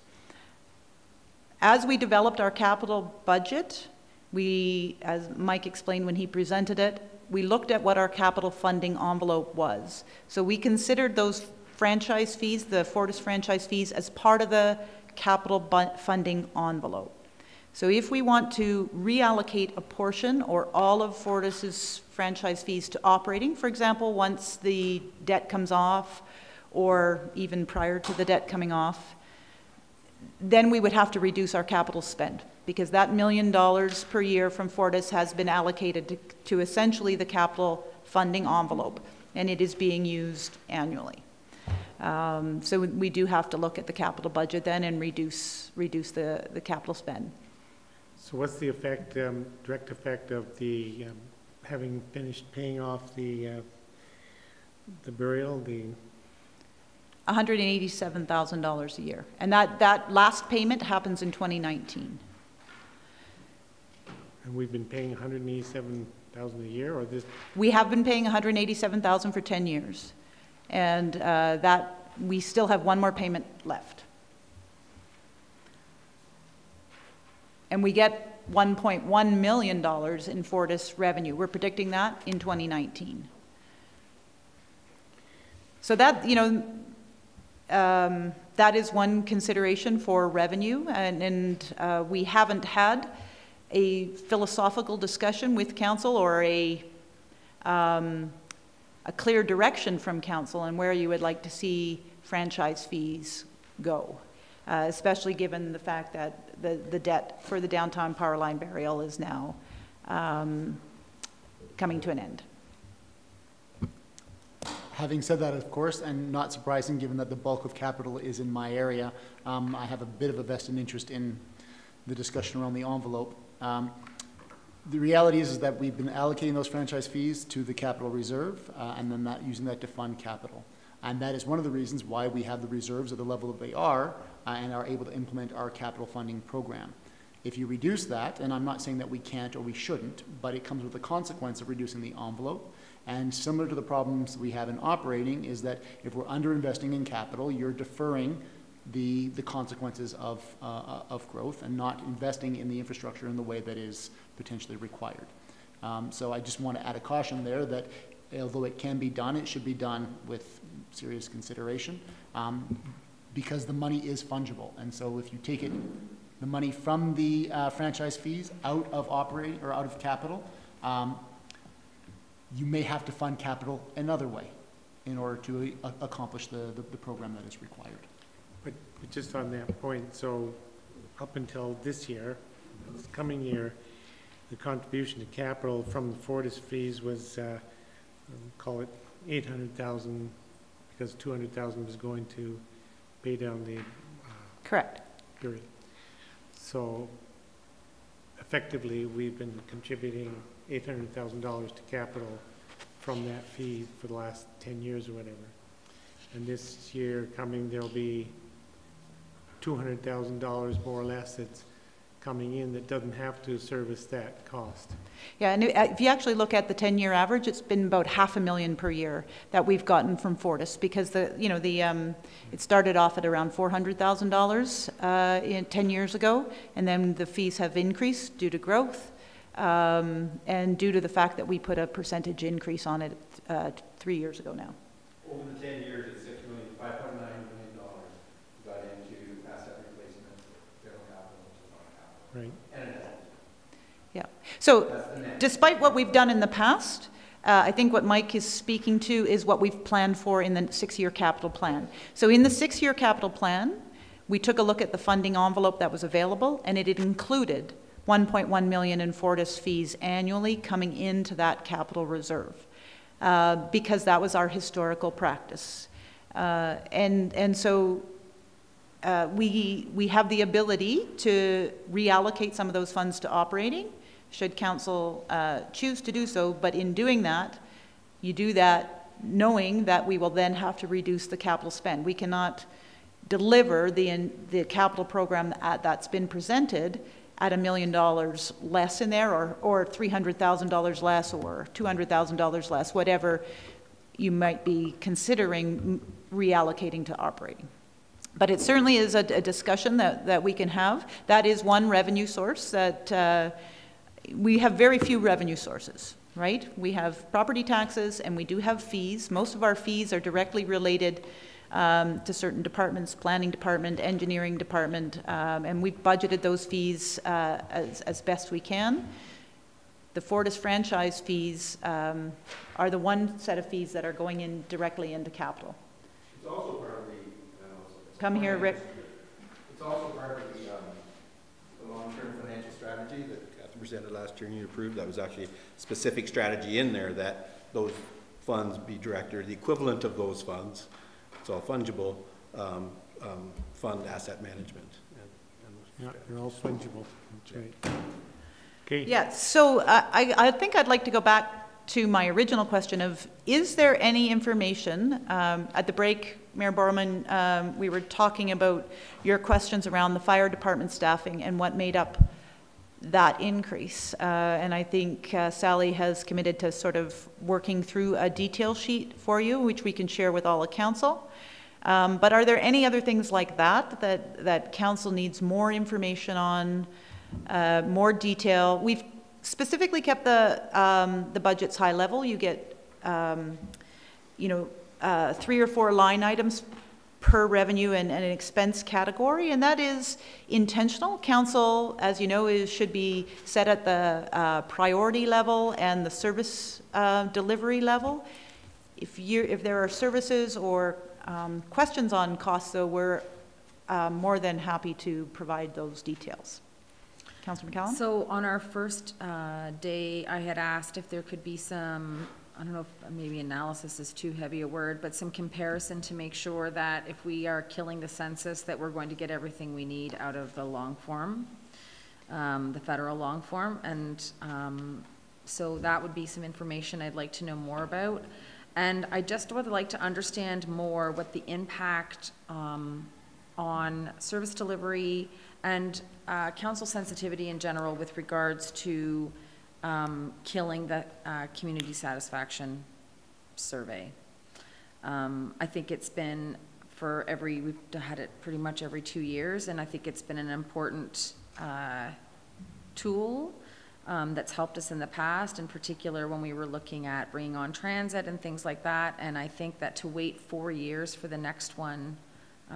So I think that's a great debate and discussion with council. Yeah. And what I would suggest is that if you don't want to see taxes increase, then what we're looking for council to come with is amendments to the budget. And if you want to add that in, is there something that you want removed, or do you want to give direction to administration to remove something? So what I was actually asking Ms. DeSoto was if there was other ways that you were going to find the same out, that we would be able to find out the same information. No, and so, there's no other way we have to find that information. With the census, though, I'm just wanting to make sure I understand the question or the clarification. We get the same things out of the federal census, or the same important things out of the federal census. Can you articulate what's important to you? I think it's more about what the clerk and about what other departments use. Okay, Sally? So I did actually, because you asked that at the last, I did follow up with Cheryl on that. And where there would be a gap if we don't do the census is for Bruce and the community monitoring report. It's not necessarily a gap internally for staff. Bruce needs 3 things, or would like 3 things: the permanent population, the semi-permanent population, and length of residency. The federal census only provides permanent population. It does not provide semi-permanent or length of residency. And just to be clear, our municipal census does not provide semi-permanent residency. We do not count semi-permanent residents moving forward. We have no intention of it. We're counting dwelling units. So we will count semi-permanent dwelling units. And then we make an estimate of residency. But and to Ms. DeSoto's point, our census data so far on semi-permanents is suspect. Which is why we're making that kind of change. Gotcha. And it would be based on estimations. It's very difficult, if not impossible, to get that information in a concrete way. What's the process in asking, and I'm sure it's a big chunky one, but in asking the federal government to insert that question within the long form? I don't know the process. I guess we could look into it. You know, they don't tend to make exceptions for a community, and so it's not a relevant question for the purposes for which they collect the census. My only fear about relying on the long form census, well, I've got a couple, but the biggest fear is that they've actually forgotten entire communities in the valley in this last round. And the other thing you have to remember about the long form census is that it is, not everybody fills it out. No, I know. So in order to get a statistically representative sample, you have to have a certain number of members in your community who do that, and we don't have any way of knowing whether or not what the feds do on the long form census would be statistically valid. I think in the 2016 census, it was pretty militant. They actually, because that was the first year that we'd had the long form census in a while. Well, because the Conservatives had killed it, and then apparently the Liberals have brought it back. But just to be clear, the population number we get, and it's pretty accurate for Canmore. It hasn't been widely varied from our own permanent resident count. So we do get a good count from the census. And the long form census is more the qualitative data. So it looks at other, especially around poverty indicators and those sorts of things, as opposed to the quantitative, which is numbers of residents and that sort of thing. Okay. So, are there any other details, or has there been some missing information? You can certainly come to any of us over the next few days between now and next Tuesday, just to maybe expand on what I was suggesting with Councillor McCallum. If you're looking for efficiencies or questions within the budget, by adding something in, you need to realize that you're increasing the taxes unless you have a corresponding move out. And just moving something from this year to next year doesn't solve the overall average tax increase per year. Okay? Sorry, and I can just add to that, because we discussed this at CST, is unless there's a specific subject or budget line that you have a particular interest in that you want to see either added or removed. If there's a general sentiment either about increasing or decreasing the overall amount, then the preference would be, I believe, to have that direction from council and then for administration to do that work, rather than council going through and saying, well, let's take 2,000 from here and that sort of thing. So we haven't provided you with the detail to know that you should remove 3,000 in training from the bylaw department and, you know, increase this in this department. That is administrative work, and if overall you want us to remove $200,000 out of the budget, I'm just pulling out a number, then ultimately we would, the mayor has put up 4 fingers, he wants 400,000 removed out of the budget. And but, you know, if that, we're running out of time, but yes, that would be a debate and a discussion. And so at the next meeting, we will actually get down to voting on those kinds of issues. We'll stay in this format, and I'll continue to facilitate the discussion. But those are the kinds of things that we need you to be prepared to discuss and debate. Yeah, just to follow up on that for Jeff Karen particularly. So the next meeting is when things like what Joanna was just talking about, census, that's when she or somebody could throw an amending motion on the table. We'll debate it. If there's support at the Finance Committee, then it would go forward to Council as part of the proposed budget. But between then and then, now and then, admin would reflect the changes to the budget if that amendment is carried. So before it gets to before it has to get to council, then whatever the amendments might be will be reflected in the final budget, and then council will see the clean result of whatever the discussion is next week. And it could take more than one meeting to get through that part of it. Yeah, and if I could, you know, many of the budget increases have been intentionally to address either organizational effectiveness and or your stated priorities. So there is potentially the opportunity to lengthen out the time at which your priorities get addressed. So you can specifically look at some of those items if you'd like. But sorry, Yeah, no, that's a good point. Ultimately, we're expecting and most likely will get to approving the budget before the end of the year at council. There has been years when that didn't happen, and then there's a process. Council has to approve an interim budget and can continue to debate the next 2-year budget in the January-February period. But honestly, I don't think we're going to end up there this year. And just a small note as well, next Thursday the auditor is coming. We've got him scheduled to come mid-morning at 10:30. So we'll probably have him start right after your break. Maybe we'll try to take a break about 10:15, and then you'll have a meeting with the auditor, and if you and that occurs, you get to give the auditor some direction as they're going into the audit of this year's financials. So if there's anything you want specifically reviewed or any instructions you want to give to the auditor, that's your time. So please give some thought to that as well for Thursday. Sorry, I thought I heard Mr. Fark say something about an update on flood mitigation, but you didn't really cover that. And do you want to do it now or just do it on Tuesday? Because we all have to go, but. Yeah, so that was just basically, there's an issue around the FREC grant. It affects the scope of a capital project, but it doesn't actually impact the budget itself. So it's a scope issue for a particular capital budget, and we can address that. If you'd like, so I can answer that question more fully next week. Do we have to fill that with town funds if the scope has been affected? No, so it's, the short answer is that FREC supports the project management of the Cougar Creek, but only up to a certain point. So we have a dedicated resource that is managing that work. And the FREC grant will cover about 90% of that for the next 3 years. There's 10% that they won't cover. And the argument is, but it is still a project-related cost. So we're essentially proposing to amend the scope of the capital budget to allow that 10% can be covered within the scope of the capital budget. So it would still be paid for out of the capital project for the delivery of that project. Okay. clear as mud? We'll, We can talk more about that. I think what Mike's saying is that it's an update to the project justification sheet or. That's right. Yeah, to allow some HR Yeah, staffing. All right, well, I need a motion to adjourn, or I'll make a motion to adjourn. Those in favor? Thanks for your staying late.